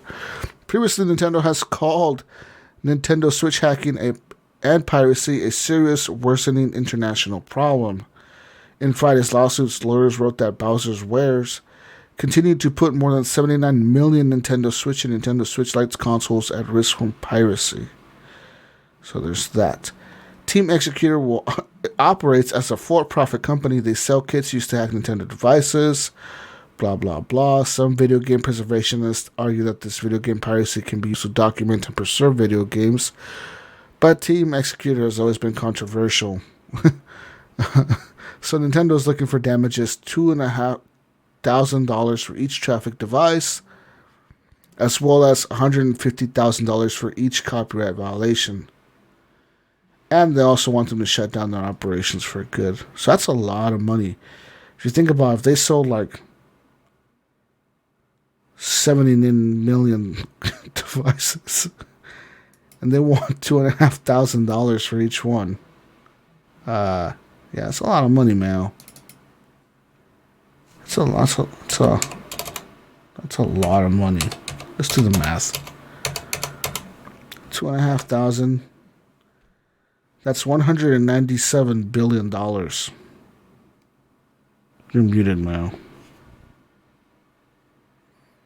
I gotta replace Gunny over here. Mute my mic. I was over here sneezing, actually. Oh yeah, we gotta mute him. Yeah. So, I mean... Yeah, that's a lot of money. These guys will never be able to pay that back, but they'll pay some of it back, hopefully, and we'll see what happens to them. I mean, they'll probably be in prison. Yeah. So, it's going to take a lot of work to pay that money back. It says here, Days Gone director encourages fans to sign a petition for the sequel. The director of 2019's PlayStation 4's release, Days Gone, is encouraging fans to now sign a petition in the hopes of greenlighting a sequel for the PS5. Within the past week, a report emerged stating that developer Bend Studio had pitched Days Gone 2 to Sony back in 2019, but the project was turned down. However, this hasn't kept fans from trying to make the desire for a potential sequel heard. So, on social media, Jeff Ross, who formerly worked as a director at the Bend Studio before leaving in 2020, told fans to keep showing up in droves to sign a petition that was created last week. Ross said that he was surprised to see that the petition itself has become one of the most popular over the past few days. So, he was telling people to please jump on and help push that over the 25,000 signature mark. So there's that. I mean, who knows? You're a big fan of Days Gone, want to see the sequel or whatever, get on there, find that petition and sign it, I guess. Yeah, I mean, it just probably didn't make sense financially for them to make that at the time, or make a sequel at the time. They probably just thought this game didn't make enough money. had a lot of bad press when the game came out. I remember people were talking shit about it because it was like so buggy and stuff. I remember that, yeah. And so compared to their other main AAA games, Days Gone was kind of a bad one. If you compare it to like The Last of Us or Uncharted or God of War, you're like, fuck, the Days Gone was so bad, like so badly, like it wasn't even polished. It was a lot of bugs, a lot of popping, a lot of bullshit, a lot of, it was just bad acting. A lot of shit was bad with it, but people liked it, so I guess people want to.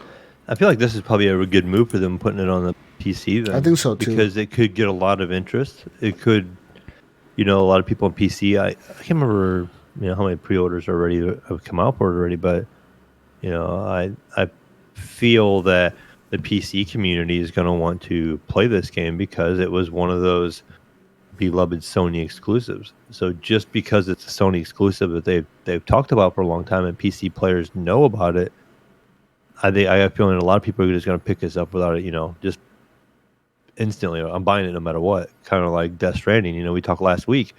Death Stranding made 30 million on PC sales or something like that. So I bet Days Gone will surpass that. Yeah. And so maybe it was a good move. Maybe they'll make some good money off of it and decide to make a sequel. I don't know. But I feel like it was a smart move. Yeah, I think so too. Especially the timing. If it would have been later, if they would have made like multiple PlayStation games come out on the PC, then it might not have been as exciting. But they're in a really good spot, I think, being the second game, besides, the third game, I guess, technically, because you had Horizon and then Death Stranding, and this would be the third one. So. Yeah. Anyways.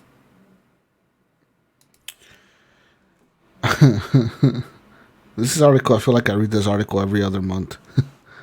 The Xbox controller drift lawsuit is still continuing, but now has been taken out of the courtroom. That's right. A class action lawsuit alleging Microsoft sold faulty Xbox controllers has now moved to arbitration. So, law firm Chemicals Schwartz Kreiner and Donaldson Smith CSK&D has confirmed that they're not in arbitration. This was filed in April of 2020, of course. We've been seeing a lot of people complaining about the drift issues. So Microsoft issued statements in February calling for the case to be taken out of the courtroom by compelling arbitration in the hope of having an impartial adjudicator resolve the disputes. So, who knows? Who knows what's going to happen? I feel like this is just we see it on all the consoles. We see it on the PlayStation, or you hear about that, and you on the Switch, you hear about it in the Xbox. It's just, I don't know.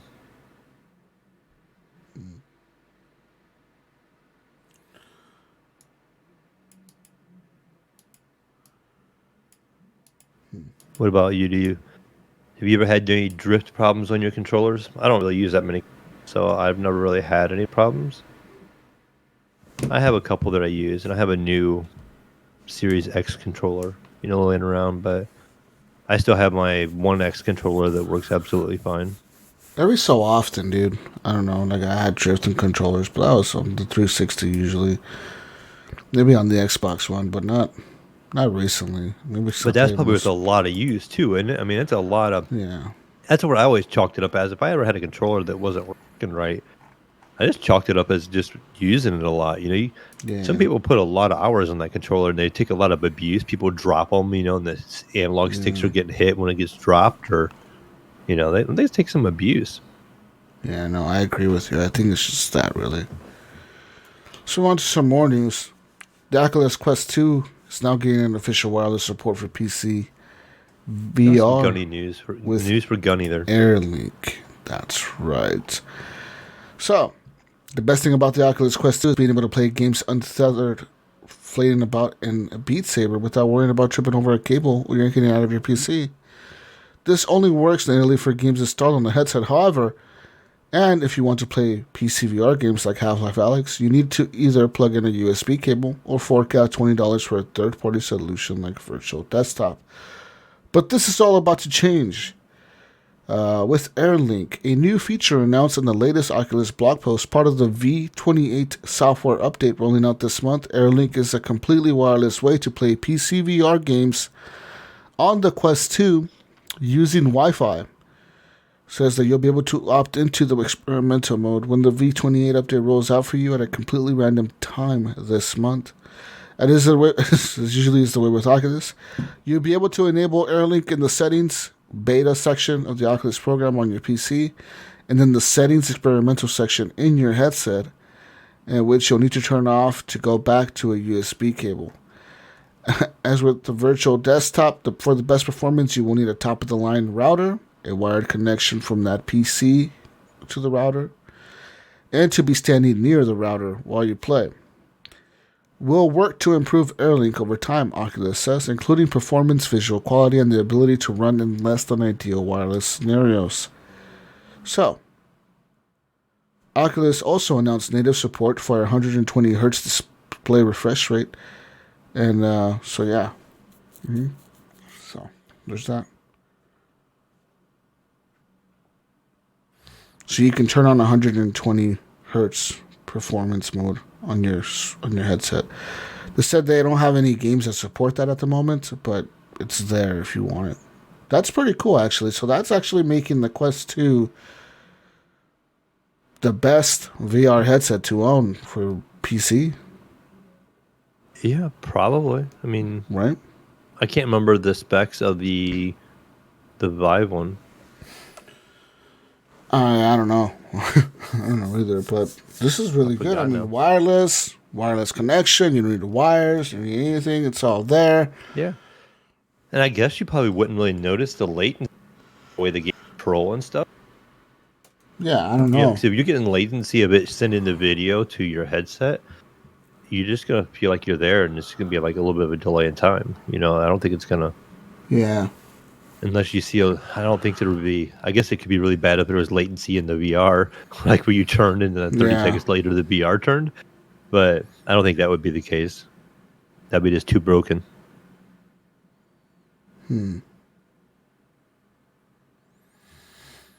Anyways. Let's watch some more news here. Oh, that's all I have for news. What the fuck? Yeah, it's kind of a light week again. Yeah. I mean, there's nothing really there. You know what I mean? In terms of news, there's nothing here. Besides Resident Evil, and we already kind of talked about that. You know, the demos are out, and then they're gone, and then they're out again, and they're gone, and then there's nothing else, really. So, with that being said, let's move on here to the console corner. Same games for the PS Plus, same games for the Xbox. Yeah. Gunny was playing Truck Racing Championship. Hardcore Uprising is a 2D side-scroller. And the Epic Store, Deponia, The Complete Journey is available now, as well as Ken Forlett's The Pillars of the Earth, and another game called The First Tree. Apparently these are the free games for the Epic Store.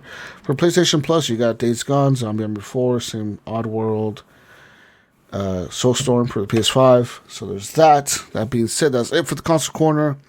Let's move on out to community questions, Mayo. Community questions, let's go. All right.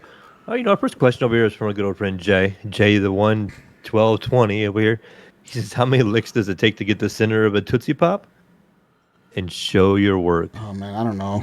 Wasn't there like a commercial about this or something? Yeah. Remember the old owl? Yeah, the old owl who would sit there. Cartoon type character? Yeah. Google is our friend, Jesus. Show the work. Type in, let's show Google. I guess.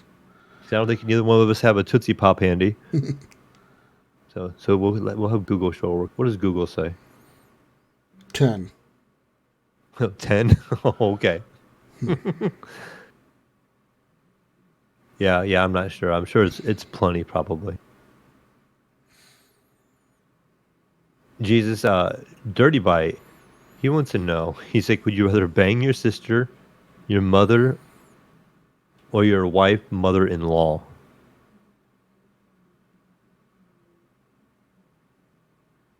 What kind of question is that, huh? There's no win there. Yeah, I don't know. There's like, I'd rather not answer this question. Yeah, I'd rather stay single. Yeah, I'd rather not answer this question. Yeah, no, we ain't doing any of that. Okay. Normie wants to know. I think she's asked this one before, Jesus. Normie wants to know. She says, "Are using game forums cheating?" I say no. No. No. Okay. Darren Hilton. He says for the drinkers. He says, if you guys drink while game, or when you drink in game, what's your choice? I like Miller Lite and some Monster and vodka. Okay. I like ciders, man. I like ciders. I like IPAs. I like beer. So, whatever I go to the store and buy that day, I'm drinking this. Yeah. Yeah, nice. I myself, I usually kick back with like a Corona. Usually get like a Corona Premier. No. Maybe some of the pre-made Jose Cuervo strawberry margarita mix. Okay. Kick back every once in a while, put that on some ice, and kick back and game with some of that.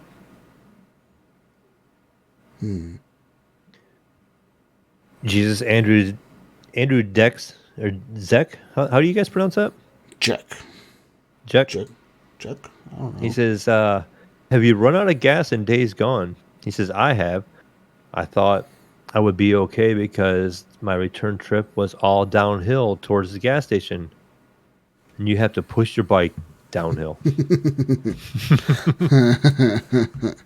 That sucks. No, I haven't in the game. Actually, yeah, you do have to push your bike. You legit have to, like, if you run out of fucking fuel, you have to push your bike to the nearest gas station or gas can. It sucks. If you get like if you lose gas in the middle of like some dumbass fucking area and then there's a bunch of zombies, oh man, it's the worst. It sounds like It's it would the be worst. The zombies come chasing you and you're like, fuck, I can't move any faster than this fucking walking speed because I'm pushing this bike. And next thing you know, you're like swarmed and it's like, oh fuck, now you're fighting a bunch of zombies. It's the worst, dude. It's the fucking worst. God. That sounds bad. Yeah. Brian Tulip Jr. He says, "Do you blame the shitty game of the year last season for the crappy couple of years since?" No, that's Game of Thrones. Oh, Game of Thrones. I thought he was going to say Game. Yeah, I guess it is GOT. When I'm just jumping to conclusions over here. For the crappy couple of years since. Yeah, you know what? We could blame it on the stupid ass crappy season of Game of Thrones. That was the end of it. I mean, that whole show was good, dude. And then it gets to literally the last season, and it's like they rush so much. It's like all these years of lore building and shit, of planning and planning and planning. All this like crazy, elaborate fucking story going on for years. And then the last season is like, okay, we're just gonna wrap this all up in like the last fucking season. Like, this is what happened here. This is this. This is that. This is this. Boom, we're done. It's like, what the fuck? I was pissed. I know a lot of people were pissed because it was just sloppy. Is what it felt like. It felt like they just didn't give a fuck in the end. You know what I mean? Like, I have watched a little bit of this on HBO Max, and my oldest son started watching it, so I started watching it with. And I watched a little bit of maybe say like the first 2 seasons, but I could see how it gets all drawn out. And then, like you said, if they just rushed it at the end, all of a sudden they're just solving everything in like one episode. You know, yeah. He also wants to know, Jesus, if you could rename your co-host and give them a new gamer tag, what would it be? The Pepper. Oh, the Pepper. Salt and Pepper. Your salt. Is that Gunny's? Your salt, Gunny's Pepper. Oh wow, we're Salt and Pepper over there, huh? Yeah. What are you saying? You're white and he's gray. I don't know. all that making fun of me on Facebook and stuff. All these little Mayo pictures on there. That's what you're gonna come up with, huh? Yeah. I mean, what the fuck? Yeah. Yeah. Mayo.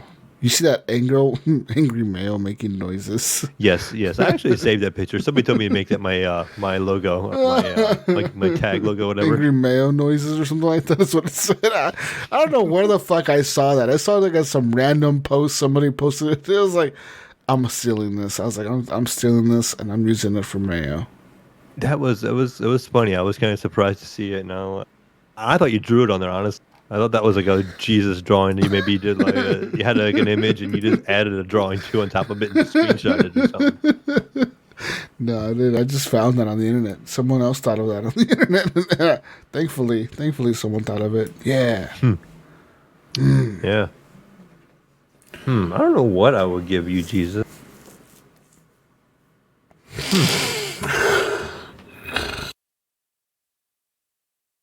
Yeah, I don't know. Rename Jesus. We'd have to have Jesus still in your name. Yeah. We gotta keep that.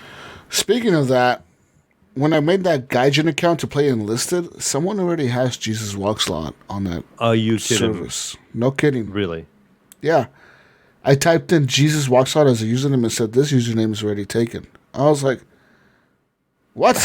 How? Uninstall. I was like, how the fuck is this? What? I was like, what the fuck is, like, it legit said this username is already being used. It's in use. I was like, did I make an account with these guys earlier? Have I used them before? Right. I was like, maybe I have. In my life, like I've done that before when I log in and I try to do it with Mayo, and I'm like, I must have made an account with them at one point in time. I don't remember.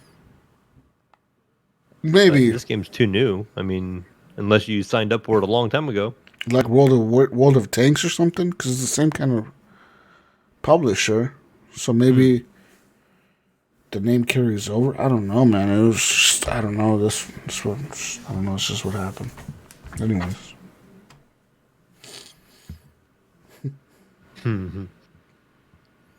Yeah, Jesus, I don't know what I would call you off the top of my head. If I think of something, I'll throw it in there here, Dan. Cool. But Adam Whaley, he says, if you could pick embarrassing tattoos for the guys, what would you pick? Keep in mind that they have to be visible daily. Okay, for Gunny. For Gunny, right? It's gonna be like on his lower back, right? Like on his lower back, like a Xbox controller.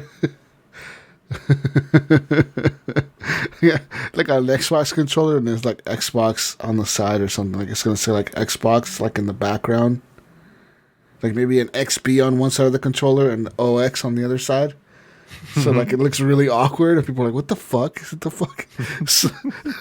So every time Gunny's like delivering alcohol and shit, right? He's like bending over to lift up these boxes. He has to wear a shirt that like lifts up just barely enough so you can just see the tattoo. And people are gonna be like, "What the fuck? What the hell's wrong with this guy? What the fuck does he have this fucking tattoo on his lower back with the fucking Xbox controller?" It'll be like a heart too, like like the OX will be like instead of an O, it'll be like a kind of like a heart and then the X. So it'll be like XB and then like the controller and then like a heart and then the X. And that'll be Gunny's lower back tattoo that he has to have because he loves Xbox so much. Yeah, then every time he delivers alcohol, he'll just show it off to people. Yeah, the general public get to see it all the time, right? Every time he bends over. Like I said, he has to wear like those really tight shirts so they like lift up just enough when he bends over, like just enough to see the tattoo. And he's like, "Oh, my bad." And he puts it back down when he stands up. And for you, Mel, for you. Oh, see, I need a tattoo now. What's my tattoo going to be, Jesus? Yours is going to be a super embarrassing, like the Steam logo. You know, like the Steam logo? Mm-hmm. You know, that, whatever the fuck that thing is. It's going to be like the Steam logo, but that arm is going to be like in your whole arm. So it'll be like that Steam logo arm, but it's going to cover like your whole arm. And I'm not talking like the inside of your arm. I'm talking like the outside visible part of your arm. Okay? Yeah. And then, what else are we going to put on you? You're going to put something like, "I love Gabe" on your forearm. Lord Gabe or something. I love Gabe. No, just I love Gabe. People can be, who the fuck is Gabe? Right. I love Gabe. Hey, on leave your forearm. Sir Gabe out of this. Okay, and then yeah, that's gonna be your tattoo, like a big steam arm on your arm where people can That's see. actually kind of a cool idea. I actually kind of like that idea. Like the steam arm on your arm. No, like like how it looks the circle part of the Steam logo, Yeah. like on top of the shoulder, and it's down the side Yeah, of my it goes arm. down your arm, and it goes down. And people wouldn't have been really actually recognize it without knowing what it is. It could be like a hidden video game tattoo. What is that People tattoo? wouldn't understand without explaining Are it. you a robot? Are you supposed to be some kind of robot? Right, it looks it's like a robot arm. And it's like, no, bro, like it's the fucking Steam logo, man. Check it out. I love Gabe. You know. And then during Halloween, I could just get some blue body paint myself blue to be around it, and they're like, "Look, I'm a Steam logo." There you go. You're the fucking Steam logo. You paint your arm blue and then just leave it. And then, Yeah, just tattoo it blue, like the whole arm blue. Yeah. It's permanent. See, that would be pretty embarrassing. Yeah. Okay. What are you going to give me? Oh, Jesus, for you. I just kind of thought of this. Jesus likes to return things, I know. Oh, right? shit. Okay. I mean, he likes to sell consoles after he has them. He likes to return games he doesn't like. I think we're just going to start off with like a little bar, like a barcode bar, right? Mm-hmm. And it's just going to be a progressing tattoo. So every time you return a game or a console, you're going to get another bar. And you're just going to start like on a leg or an arm and just going to keep working up until you eventually look like a zebra. Oh, my God. Eventually, you're just going to run out of space. Just like a bunch of bars. Yeah, you'd be like, it's like you look like your arm will look like a crosswalk, or like a barcode at some point in time because You have so many returns. and you'll be for every return that you've had a Damn. that's a lot of tattoos. Unless you don't return anything anymore, that'd be my luck. Like I just stopped selling things and returning. Like never return anything again. Like, yeah, with some now Mayo. Who wins? Right. Ew, and Gunny, I don't know. It has to be Xbox related, Maybe the old school Xbox logo, like the old first gen Xbox, like I had that big circle. Okay. Okay. And just like dead center of his chest like Iron Man. And then he has to walk around shirtless like that. I want to have Gunny shave his head and put like a big ass Xbox X on his head. Yeah, that would work too. On the back of his head, like not the back of, like the top of his head. Right? Yeah, like Like not even like on the back, just the top, like a random X on the top of his head. So when he looks down and looks at his paperwork with his bifocals, he can see the top of his head. Like a big old fucking X. People are like, what the fuck is wrong with that guy? Fucking weirdo. What kind of gang symbol is that? And it's not just like a black and white X. It's like a fucking green, lime green, Xbox green. Fucking X on the top of his head, like a fucking green one, dude. It's not like a black and white one, man. We're talking like a fucking lime green Xbox X on the top of his Monster energy drink green, kind of. Puke green, nasty shit looking green. Yeah, that's what we're going to put on his fucking head, and the tramp stamp. We're doing it all. Yeah, he's gonna be looking pretty sweet over there. All Xboxed out. Yeah. Oh, what else we got over here? Jason Lyon, he wants to know, he says, which will be here first, GTA 6 or Left 4 Dead 3? Left 4 Dead. Really? GTA 6. Yeah, GTA 6, I think. I mean, that's at least been announced, right? Yeah, sort of. They're working on something. I mean, Left 4 Dead, that's what's been wanted. It's either going to be GTA 6 or GTA Online for the new consoles. Yeah. Oh, at this man. rate, they might have GTA 7 before Left 4 Dead 3 comes out. Steam just does not like making them. Back 4 Blood might push them a little bit, but then even then they might They might be like, nah, fuck it. We're going to just whatever. Jonathan Big D Hall Jesus. He says, what's the better life advantage between unlimited free grocery bags or not having to pump your own gas? Not having to pump your own gas. Really? Because grocery bags are just 5 cents. I mean, we pay 10 cents for every like soda can and shit already, right? I don't know. Do you? Yeah, we do. So like every time you go to the store and you buy like a 12-pack of soda, like Do you have like a deposit? yeah, Or so it like the old says school? yeah, say it's like $3. Well, then you have to pay 10 cents for each can that's in the box. So there's 12 cans. That's $1.20 extra. So you actually pay $4.20. Oh, $4.20. Oh, I said $4.20. We don't do that here in Ohio. Yeah, but then we can actually go return the cans if you want to. You can actually like take them back to the store and put them into this machine that crushes them, and then it counts it or whatever. And then once you do so many, it has like a limit, like 250 cans or something's the limit. And like it's like, okay, no more, motherfucker. Then it prints out a receipt. You're sitting there for like 4 hours feeding cans into it. Yeah, Jesus is like, this is my drinking weekend. Yeah, so then it spits out a receipt, and then you take it inside, and you're like, I want my $10 or whatever the fuck you got back from it. I want my 30 cents back. So you were out there for 3 hours. You only put in 3 cans. Yes, I rejected all the other ones. They were all fucked up. But no, yeah. So like, yeah, we do that here. We like return cans and shit. We like you return your can. Know if they've ever done that here. I remember as a kid seeing the old glass bottles that had the deposits on them, but I never experienced having to mess return with it? that. Yeah, like nothing like that was ever done. So I don't think so. Here in Ohio, I know within the last 30 years we don't. Yeah, Oregon is a 10-cent state. I believe Michigan is a 10-cent state. I think Michigan was the first one to become a 10-cent state, and then Oregon followed suit like a couple years later. Like, for some reason, people voted it in. Like, oh, we're going to raise our shit to 10. Like, what the fuck, dude? Maybe just try to encourage recycling, probably. Some dumb shit, right? But then they were still end up paying for it, so it's like, what the fuck, dude? Like, it's like you're getting your money back. You know, it's kind of dumb. But hey, some homeless people, like, go around trash cans, taking cans out of bags. Yeah, and like, hey, give me your cans or whatever. So there's that. So I would say, personally, free pumping gas. I mean, fuck the grocery bags. Also, I mean, I don't know. I'm just saying, like, fucking, it just sucks, dude. Because, like, the grocery bags also, Mayo, it's not just the law that they banned grocery bags. They banned plastic bags. So, like, they'll still give you a 5-cent bag, but it's a paper bag. So have you ever tried to carry a 2-liter soda in a paper bag? Yes.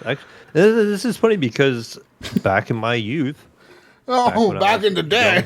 young Mayo, back in the 90s, back in 95, I graduated in 95. So I want to say, like, I started working in a grocery store as a carryout. So this is a small mom and pop grocery store. You know, a small town of 1,000 people. And I worked in there, and we basically carried out the groceries for all people when they would come in. So they had like a couple bags of groceries, or it was an elderly person or something like that. We would bag them up, and we'd put them in a cart, and we'd push the cart out to their car, and we'd load their car for them and go back in. And everything was paper. Absolutely everything. So all 2 liters of milk and all that stuff. So, I mean, we did paper. And then they went away from paper. They said, oh, we need to go to plastic. It's way better, you know. Well, that's what happened in Oregon, right? Oregon, back in the day, everything was paper. Then they went to plastic because they were killing too many trees to make the paper bags. But now they're like, well, plastic is bad because it doesn't biodegrade. So we're switching back to paper, but now we're charging you for the paper. Right. So that doesn't really make any much sense. Yeah. But I think of the same thing. What do you think, Jesus? Let's get back on this car subject. Electric cars. So we all go electric. Say everybody goes electric. What's that going to do to the price of our electricity? I mean, isn't it just going to skyrocket? Yes. The problem is that it's not just going to skyrocket, but like, you know how there's a shortage right now of like, in the world, there's a shortage of silica. Like you cannot, like the stuff we use to make our computer parts and like our chips and stuff, like the stuff we use to make anything that's technology, there's a shortage of it in the world. And there's also a shortage that's starting to come out of gold. Like gold it's a commodity that we use for in our electronics, on everything, iPhones, computer chips, anything. And there's also a shortage of that. So recent years, Apple and like Google and shit, all these companies, Samsung and all these companies that make like millions of phones every year, they're trying to like recycle their. That's why they're doing this big push about recycling, like recycle your phone, because they're trying to take the gold and shit out of your old iPhone and reuse it to make new ones or whatever. So there's going to be a shortage of that. So I think if everyone moves to technology, like say like we move, everything goes to like electric. It's not just that we're not going to have enough stuff to make everything that's electric. It's going to skyrocket the price of electricity. But at the same time, batteries are going to be the problem. Because batteries only last so long. Right, and like what are we going to do with them when we're done? Especially exactly. Cars. Yeah, exactly. You look at a pack of batteries, like from a hybrid, like they usually last anywhere from take a Chevy hybrid or like a Prius or some fucking shit, right? Or like a Ford hybrid or whatever. And it's like half of it is battery powered or whatever with those batteries. They usually have to be replaced within 10 years of its life cycle. The first 10 years of its life, they have to be replaced. And they're one of the most expensive things that you have to replace on a hybrid car. They usually cost anywhere between $6,000 to $7,000 to replace a pack of batteries, dude. And that's just the battery. That's just how much they're going to cost you. Now, to pay somebody to actually replace them, that's another cost in and of itself. But the actual pack itself is like $6,000. So now imagine like everyone switches to electric. We all driving these fancy electric cars. Unless they're fucking solar power or something where they don't need a battery, which you can't do at night because you need batteries for the nighttime. You know, like there's going to be a lot of problems there, you know? Like it's just going to be I see a lot of issues. That's just going to run into our cost of living. Yeah. We'll have electric heat, electric, our TVs and all that stuff. It's going to drive our cost of living at home. Even if you don't drive, it's going to drive that cost of living up. And not just that, but the reason right now electricity is the way it is just because of our infrastructure, right? But think about it. Say you want to put more power through that infrastructure. You want to push more kilowatts through whatever to power all these cars and charging stations and shit everywhere. Well, the power companies they're gonna use the excuse of, well, we have to upgrade the power grid. So because we're upgrading the power grid, now we're going to charge you even more. So that's going to be their excuse. Their first excuse is going to be that. And then they're just going to keep doing it, you know what I mean? Right. It's like, oh, well, now there's going to be a surcharge for, you charge your car during peak hours. So because you charge your car during these peak hours, now we're charging you an extra so many cents per hour or whatever. They'll start talking to the phone carriers. Yeah. They'll have preferred times or preferred. Exactly, yeah. Like if you charge during this time and you get better charge during that time. If you charge your car during the daytime, if you charge your car from 10 to 11, you save money by doing that instead of charging it overnight. You know what I mean? Dumb shit like that. There's going to be things like that, and I don't like it personally. I think it's kind of dumb, but I think that eventually a lot of it's going to be electric. Like I think by the end of my lifetime, most people will be driving electric cars, and I think a lot of it will be like those automated self-driving vehicles, or they'll have some kind of autopilot on them. But I still think that combustible engines will exist. I still think there's going to be companies out there making combustible like engine cars. And I think they're going to be the rich. Those are going to be the fucking rich people fancy cars. Those are going to be like, hey, look at me. I'm a rich person. I can afford to drive this fucking...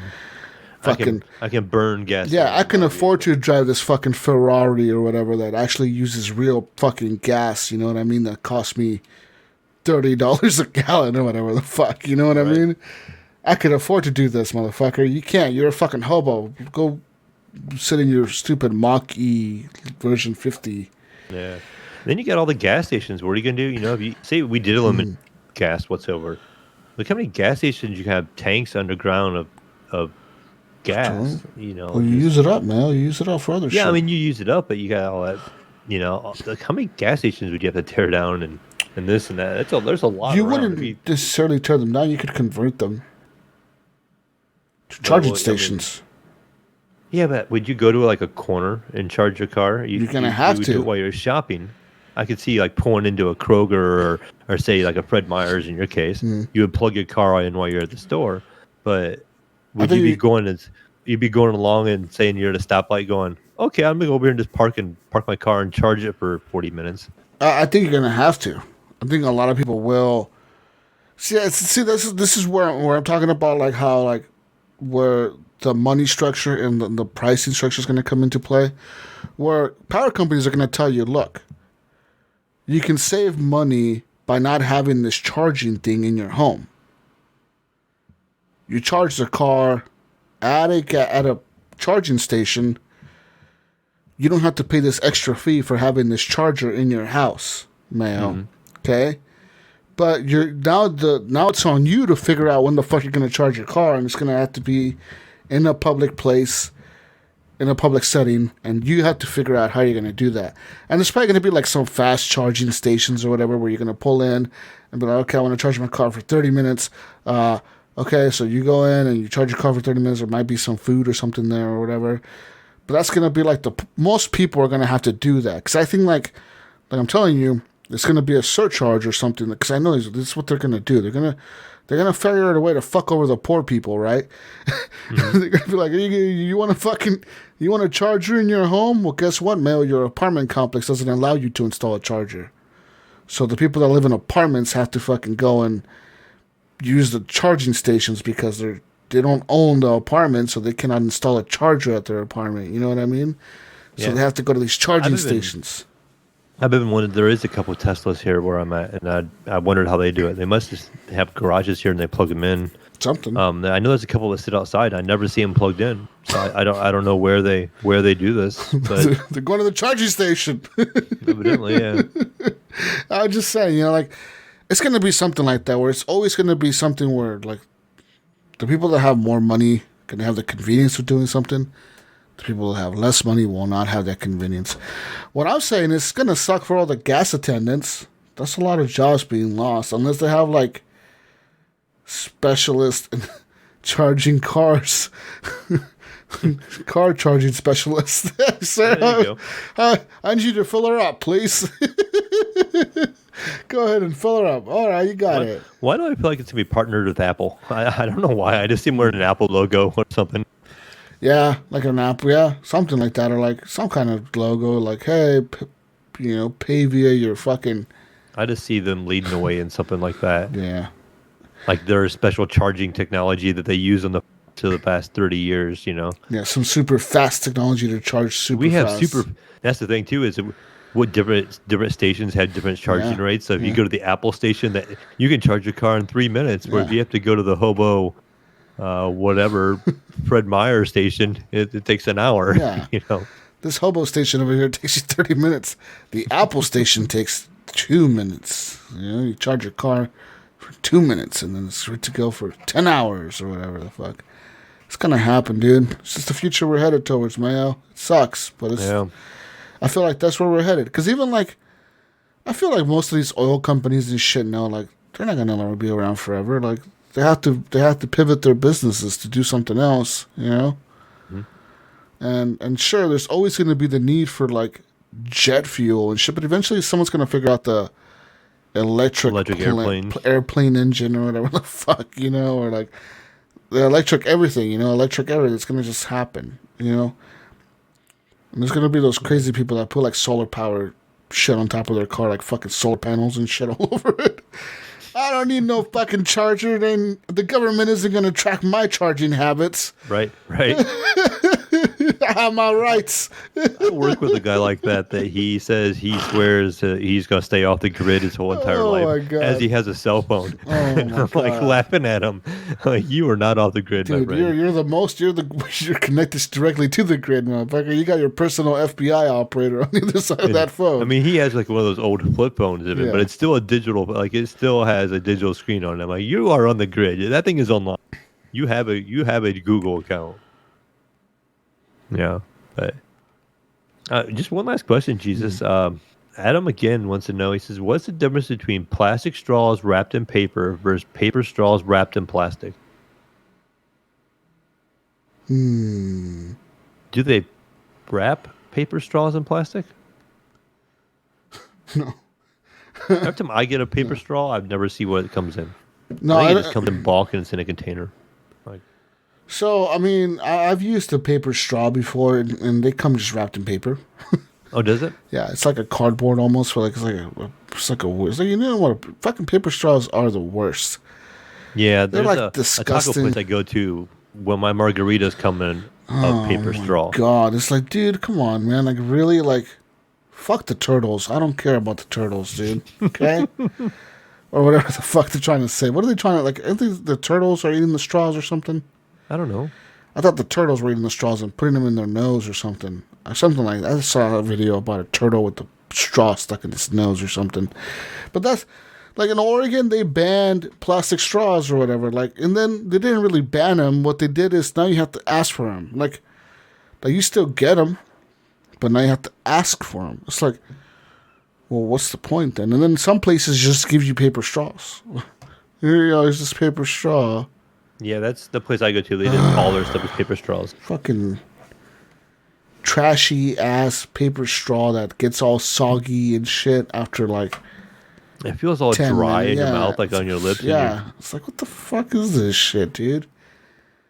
Give me some oil based plastic, earth killing, global warming Jesus, you're inducing one of those plastic bendy, straws. twisty straws that twist around 8 times and changes colors. It has my name. I can see it. It has my name on it. It says Jesus when I drink. That's right. It spells your name. Changes from pink to blue. All right. God damn it. Give me my fucking plastic straws, you motherfucker, you. I'm tired of all this fucking earth-saving shit, all right? We're all going to die anyways, Mel. The earth is going to kill us all. We might as well just kill it first. Gee, Okay. that's one way to look at it, I guess. The earth is going to kill us all. We might as well kill it first. All right, Mel. You want to know a fact, Mayo? Okay? You want to know a I big love those fact? facts, Jesus. All right, you know how the Ice Age began? You know how it began? Huh. All right, so way before, right? Before, let's go back in time. We're time back. traveling. We're back in before the Ice Age. We're looking down on Earth. What's Gunny doing over here? Gunny's like a little kid right Right. He's crawling up to us now. now. Gunny's a baby at this stage. He was alive back then, okay? Anyways, we're looking down on Earth. There's a bunch of shit running around, weird-looking animals. Had the big mammoths and shit, fucking huge fucking tigers and weird-looking zebras and shit, all right? I don't know what the hell that thing is over there. I think there's a megalodon over there somewhere chilling in the ocean. All right, guess what, Mayo? The ground starts shaking and fucking an eruption happens. Boom, big, huge volcano blows up. Huge volcano. Okay. So big, so fucking big, Mayo. This volcano is the biggest volcano on the planet. It erupts, okay? It covers the earth in ash. Like, the entire fucking planet, pretty much, in ash, right? Like, tons of ash. Yes. Huge volcano. Covers everything in ash. So there's no sunlight coming through, right? This is when the Ice Age began, Mayo. Mm-hmm. Okay. That shit covered the earth for, like, years. Like, fucking years. And this is what created the Ice Age. And then, you know, the people that were alive back then, the Neanderthals, and then the other people, like the human, I don't know what the fuck. There was the Neanderthals, and there was some other type of people, like cavemen or whatever. You know, they were not all the same people, man, okay? Okay? Listen here now, man. They were not all the same. Okay? Almost all of them died. Like, legit. Almost all of them died. Because first, a lot of them died because of the volcano, of course, the ash and all that shit. Made their crops stop growing. A lot of them were fighting with each other. The cold, right? And then the cold. It's cold enough to freeze everything. It's going to kill everybody. So in the Ice Age, of course, killed a bunch of wildlife. Killed a lot of wildlife. And then it killed a lot of those people. So what they started doing, Mayo, is, you know, these people, they all started inbreeding and shit. Like, legit. Some analysts predict that, like, in those days, Mayo, there was 1,000 people left alive on the planet. The entire fucking planet. 1,000 people left alive. Mm-hmm. We are descendants of those 1,000 people, Mayo.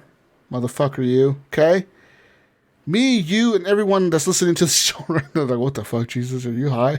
Okay? Listen, Mayo. That's why our genetics, like human DNA, that's why like each of our DNA is very similar. Like 99% of human DNA is compatible. Like we're all share the same, like 99%. If you take like my DNA and your DNA, Mayo, most of our DNA is the same. Like genetically, we're pretty much the same. It's just a few. It's that last 1% that makes us like different. It's what makes your skin white and mine brown. My hair black and your hair blonde or whatever the fuck you color your hair is. I don't know what color your hair is. Anyway, you know, and like that's what gives us our characteristics, that 1%. So like these Neanderthals, you know how they killed themselves? Well, by inbreeding. These motherfuckers were inbred so much that their defects started coming out more than like the other humans that were inbreeding with each other or whatever. So they ended up dying off, dude. That's a fun fact for you for the day. Fun fact for the day. Not even kidding. Not even kidding. That's how they died. Like, because you know they say that if you're inbred, right? Whatever, if you inbreed with like your family or whatever, that your genetics. The reason that you know it's not okay to do that is mostly because genetics. Because if you have a bad trait and the person you're breeding with has a bad trait, and you both have that same bad trait, and you guys are from the same bloodline, chances are your kid is going to have that bad trait multiplied. You know what I mean? So that's why that's how these Neanderthals killed themselves. Fucking inbreeding. And because of the fucking Ice Age. And because of fucking volcanoes. And my whole point of this story is who erupted the volcano? Planet Earth. Who gave a fuck? Who did not give a fuck about the humans that were alive back then and decided to blow up the entire planet? Mother Nature, she fucked us over. She almost killed us off. And thanks to a bunch of people that were inbreeding, we're still alive today, Mayo. Okay? That could happen again. Back. Okay, Mayo? That could happen again. At any fucking time, that volcano under Yellowstone National Park or whatever can blow up and erupt. And you know what, Mayo? Me and you are probably dead. Most of North America is dead. They predicted that if that huge mega volcano underneath whatever the Yellowstone National Park, they predicted that volcano erupts, that like legit like 90% of the American population would be dead within like 3 days. That's how bad the ash would be, because it would kill you.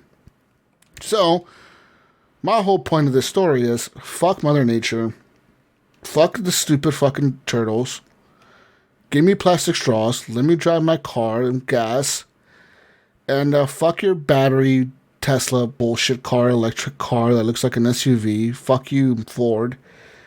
And yeah, that's all I'm saying. This sounds like a good game idea, Jesus. What? We gotta fight Mother Nature. You gotta like destroy the planet. Yeah, you destroy the planet. That sounds like a fucking great game idea, doesn't it? And at the end of the game, you just launch yourself into space and watch the planet blow up, and then you die in space. And the game is trying to counter. Like, as you cut down trees, more grow. Is it trying to like fuck with you and shit like this? Yeah, it fucks with you in different ways. Like, oh, okay, you're gonna cut down all these trees. Well, I'm gonna make this happen because you cut down all the trees. Then it messes you up some other way. Oh, you get in your car and you can drive around and try and cause global warming with the O2 or the carbon dioxide, and then you can heat up the planet, and then the planet turns around and fights back. And you know what's one of the largest contributors to CO2 in our country, Mayo? Guess. It's not cars. I don't know, humans. I don't know. Cows, Mayo. Cows, those motherfuckers. Cows are one of the largest fucking CO2 contributors to the planet, in America. I can tell you're an animal person, aren't you, Jesus? I fuck animals. You love the turtles. You love the cows. Fuck the cows. I'm here to kill all the cows. Okay. Well, I mean, yeah, you can kill the cows. They do make good hamburgers. Okay. Cows fart so much. Cows fart so much, they create global warming. You know, like right now I'm going on a rant about all this shit, but it's the truth, motherfucker, okay? Like, better listeners are like, wow, Jesus knows his shit. Yeah, Google this shit, motherfucker. Okay? Cows create global warming. May not create all of it, but it creates a lot of it. and we kill them, and then we eat them, and then we survive. You know? So eat more hamburgers. Eat hamburgers, eat beef. Don't, what do you call it? Don't buy electric cars. Fuck that shit. Say no to the man. Keep buying your gas-powered vehicles. Don't ride your bicycle to work. Fuck that shit. What are you? Some kind of fucking bicyclist? Hobo? Yeah. Are you 5? Yeah, are you 5? Riding your fucking bicycle to work? Come on. Drive a diesel. Come on. Yeah. America. Fuck yeah. America. Fuck yeah. Like, it's only right? America creates so much pollution that we're the ones that are going to die first when that fucking volcano erupts. We're going to fucking be so dead, man. Yeah, Mother Nature's going to eliminate us first. Yeah, so dead, man. We're so fucking dead, dude. Like that. You know, the West Coast is going to be dead first. I think we're a little more environmentally friendly. No. We have fields and stuff. You guys just have all that smog and cities, and I know you don't. I guess Gunny's the first one to go. Yeah, that volcano, dude. It's So who knows? Yeah. So there's that. I mean, I'm just saying that volcano is it. I mean, that's some deep thinking there. Good idea for a game. Kill the fucking planets. I'm gonna make a game called Kill the Fucking Planet. Just like think about it. That could be so. It could be a cool game, right? People would be so like, oh, I could already see the articles on Kotaku like, these guys want to kill the planet. Oh no! Don't play this game. I already see the fucking Jason Schreier articles on fucking Bloomberg. This guy says that the Earth volcano blew up and killed all the humans. He's wrong. Here's 10 facts why the volcano did not blow up 10 billion years ago or whatever the fuck. All right, man. And then Mother Nature isn't trying to kill us. You think about it, Mel. How many civilizations have risen and fallen in the history of the world that we know of? Just that we know of. Not that we don't know of. Right. Right? All those motherfuckers thought they had it figured out. I bet you the Romans were probably super hippie, fucking earth-loving motherfuckers that were like, oh, we're one with the earth. We're not going to invent cars because we love planet Earth so much. We're never going to invent airplanes and spaceships and electric cars. We love the Earth. It was swords. They didn't want to make wood swords. Yeah. They just, they went from iron swords to making wood swords. Yeah, we love the Earth, man. We don't want to make no cars. We don't want to make electricity. We don't want to make none of that. We're so Earth-friendly. And then what happened to those motherfuckers? They're all dead now. They're all gone. We got fucking history books about those motherfuckers. They ain't around anymore, man, okay? All right, look at them. So, just saying, you end up like the Romans, okay? You go ahead and fucking be one with the earth. I can tell you, those guys were super environmentally friendly, so were all the other fucking historical fucking dead civilizations in the world. All right? They were all super earth friendly, and now they're all gone. Because why, Male? Had they not been earth friendly, they might still fucking be here because they would have figured out a fucking way to survive. Okay? We got the damn internet, Male. We figured this shit out. Yeah, we do. We have the internet nowadays. We have the fucking internet. We're going to figure this shit out. We got communication. We got Facebook. That's all we need. All right? Motherfucking earth starts shaking and shit. Shit's about to erupt. We'll fucking know, man, okay? America. Fuck yeah. America number one. America's always ready. One way or another. Yeah, anyways, I wish Gunny was still here. Gunny would be like, fuck yeah, America, fuck yeah. See, Gunny's doing his part. They're burning the forest every year. They're fighting they're fighting the forest. They're so proactive. They're already fighting Mother Nature down there. Yeah, they're fucking burning the forest every fucking year in California. They don't give a fuck. They know what Mother Nature's about. They're freaking, fuck you, Mother Nature. We'll burn you down first. Then to stop it, they dump more chemicals on top of it. And then they build more houses around where they just burn down. Cut weed more trees down and then build some more houses. We burned this whole side of this mountain down. How about we just build houses here now? Put some parking lots over there. That's where Gunny's moving in. See, Gunny is so proactive. He's fucking buying one of those houses, man. Yeah. You and I saw where he cut down those trees. You know, he says he trimmed them, but Fucking trimmed them. The fucking tree's gone, dude. there's like a couple of stubs. Yeah, legit. Like he like that was like the aggression coming through. He's like, that's not trimming. Like when we trim a tree in Ohio, there's like branches left. God, he fucking trimmed the tree. There's like the fucking the main part of the tree, and there's nothing left. The fucking tree is It gone. reminds me of the tree from Poltergeist. Yeah, exactly. Like the tree's just fucking gone. It's like, what the fuck? His boy Kyle's gonna have nightmares. You can look out his window at night. He's gonna see the tree, like from Poltergeist. Basically, it just grew with just stumps, you know, and it's just out there. Damn, yeah, that's Gunny. You know, Gunny's doing his part to save the human race. He is. Good job, Gunny. Good job, Gunny. You're proactive. You stay in that pole position. Anyways, You know who's not working well with us? Those Canadians. oh, fucking Canadians. I'm gonna drink my Timmies and fucking shovel snow. Come on, man.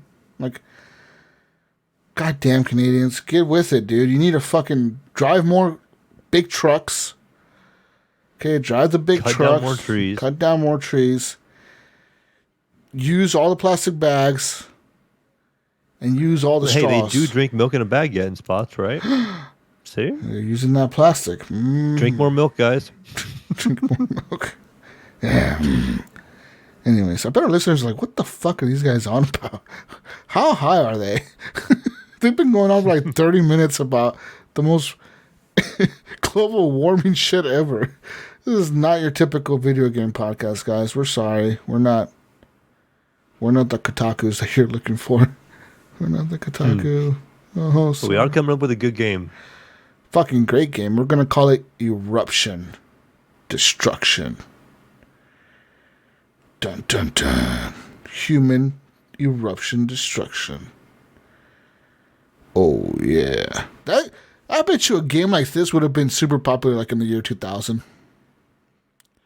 When no one gave a shit about global warming, you know, like Al Gore was all talking about it, but no one gave a fuck. No one listened to that fucking guy. And it was like, dude, he was like, oh, remember when he was like, oh, all the ice is going to melt by 2010. You're going to have no more ice caps and we're all going to be underwater. Remember that? Now look at us, fucking Al Gore. What's up now, motherfucker? You lied to us. Well, I always thought that was weird because I remember hearing this explained to me. I take a cup of water, right? Fill all the way to the top with it. Mm-hmm. Right? All the way to the very top. Okay. Let that ice melt. Does that water spill out of the cup? No, because the density of the ice as it melts turns into liquid. It doesn't make that cup overflow, right? Wait, so you fill up a cup with ice. Yeah, so take a cup and put ice in it, right? Put water in it. Okay. All the way to the very, very, very top. Okay? And then let the ice melt. Does that cup overflow? Yeah, It does? it should. Doesn't it? I don't know. How does this work? Is it science? What's going on? Because the thickness of the ice, the buoyancy of the ice, it pushes the water up. So as the ice melts, because it's a solid, so it's just melting into the maintains water? the main level, right? Are you fucking using science right now, man? What's going on? What's don't going know. on? Are we becoming scientists on the show live? I think we are. Is this Good try, guys. Let us know. Let us know. Do an experiment. Jonathan Hall, I need you to fill up a cup of ice. Yes. The biggest D can go out there and go fill a cup of ice. A cup of water all the way to the top, put ice in it, and then let the ice melt and tell us if it overflows. Probably just blew his mind. He's probably right now going, He's whoa, probably holy cow. thinking about how high he is right now, just fucking doing this experiment in his house. His wife is like, what are you doing? He's like, no, come here. He's like trying to show her. She's like, what the fuck are you? It's a cup of water. What are you telling me? Oh, no, look, it's not overflowing. I put all the ice in there and I put all the water like they told me. It's not overflowing. He's probably tripping the fuck out. Yeah, good job. Leahy's up in Canada. Probably can't even fucking melt the ice. It's all fucking frozen up there. Can't even melt it. He's like, oh, hey, mate. Hey. Oh, no, he doesn't say mate. He says sorry. Sorry, guys. Sorry, eh? Oh, sorry. And shout out to our UK listeners. Shout out to you guys. Shout out to Leahy. Shout out to all our Patreons. Shout out to you, Mayo. I'm out of here. I'm Jesus Walks Out. Find me on everything except for Enlisted Ask Jesus Walks a Lot. And listen, if you find a Jesus Walks a Lot on there, Or if you are Jesus Walks a Lot. fuck you. But you're an imposter, you asshole. Who stole my name? Who the fuck would steal my name? Wow. It had to be somebody that listens to the podcast or somebody that ran into my name at some point. And I was like, I like that name. I'm going to steal it. Oh. I'm going to be the fucking Probably. Jesus Walks a Lot. Anyways. Where can we find you, Mayo? You're gonna find me, still on that PlayStation Plus now. That PlayStation stuff going on. The Mayo 01. I did see Vaderholic sent me a request the other day. I gotta accept that real quick on there yet. But my son logged on to watch some HBO Max on it, and I saw it pop up, but I didn't have my controller in my hand. So, but besides that, you can find me on Steam and Discord as the Mayo. You can find me on Xbox as the Mayo. You're gonna see me playing. According to Discord, I'm playing Fortnite an awfully lot because my daughter's staying up late at night playing Fortnite. with her boyfriend, I guess, but everybody thinks I'm playing Fortnite in the middle of the night, but definitely not me. But you just find me as the Mayo pretty much everywhere. Cool. That's it. And like I said, Gunny said where you could find him, and it's just the Gunny Chief And everything. And make sure, remember guys, Mother Nature is out to kill you. That's all I'm gonna say. She's out to kill you. You see a bear in the wild, you don't fucking say, oh, I'm gonna save the bear. I'm gonna save the bear, guys. No. Yeah, go try to feed it, see what happens. Yeah, go try to give the bear a paper straw so it doesn't put it in his nose. Here you go, bear. It's a paper straw for you so you don't put it in his nose. I'm trying to help you. Good luck. Anyways, right here. Bye, everyone. Don't get eaten by a bear. Stay alive. Stay healthy. We love you. Peace out, Brussels sprouts. We'll catch you on the next week's edition of Horrible Gamers Podcast. Show number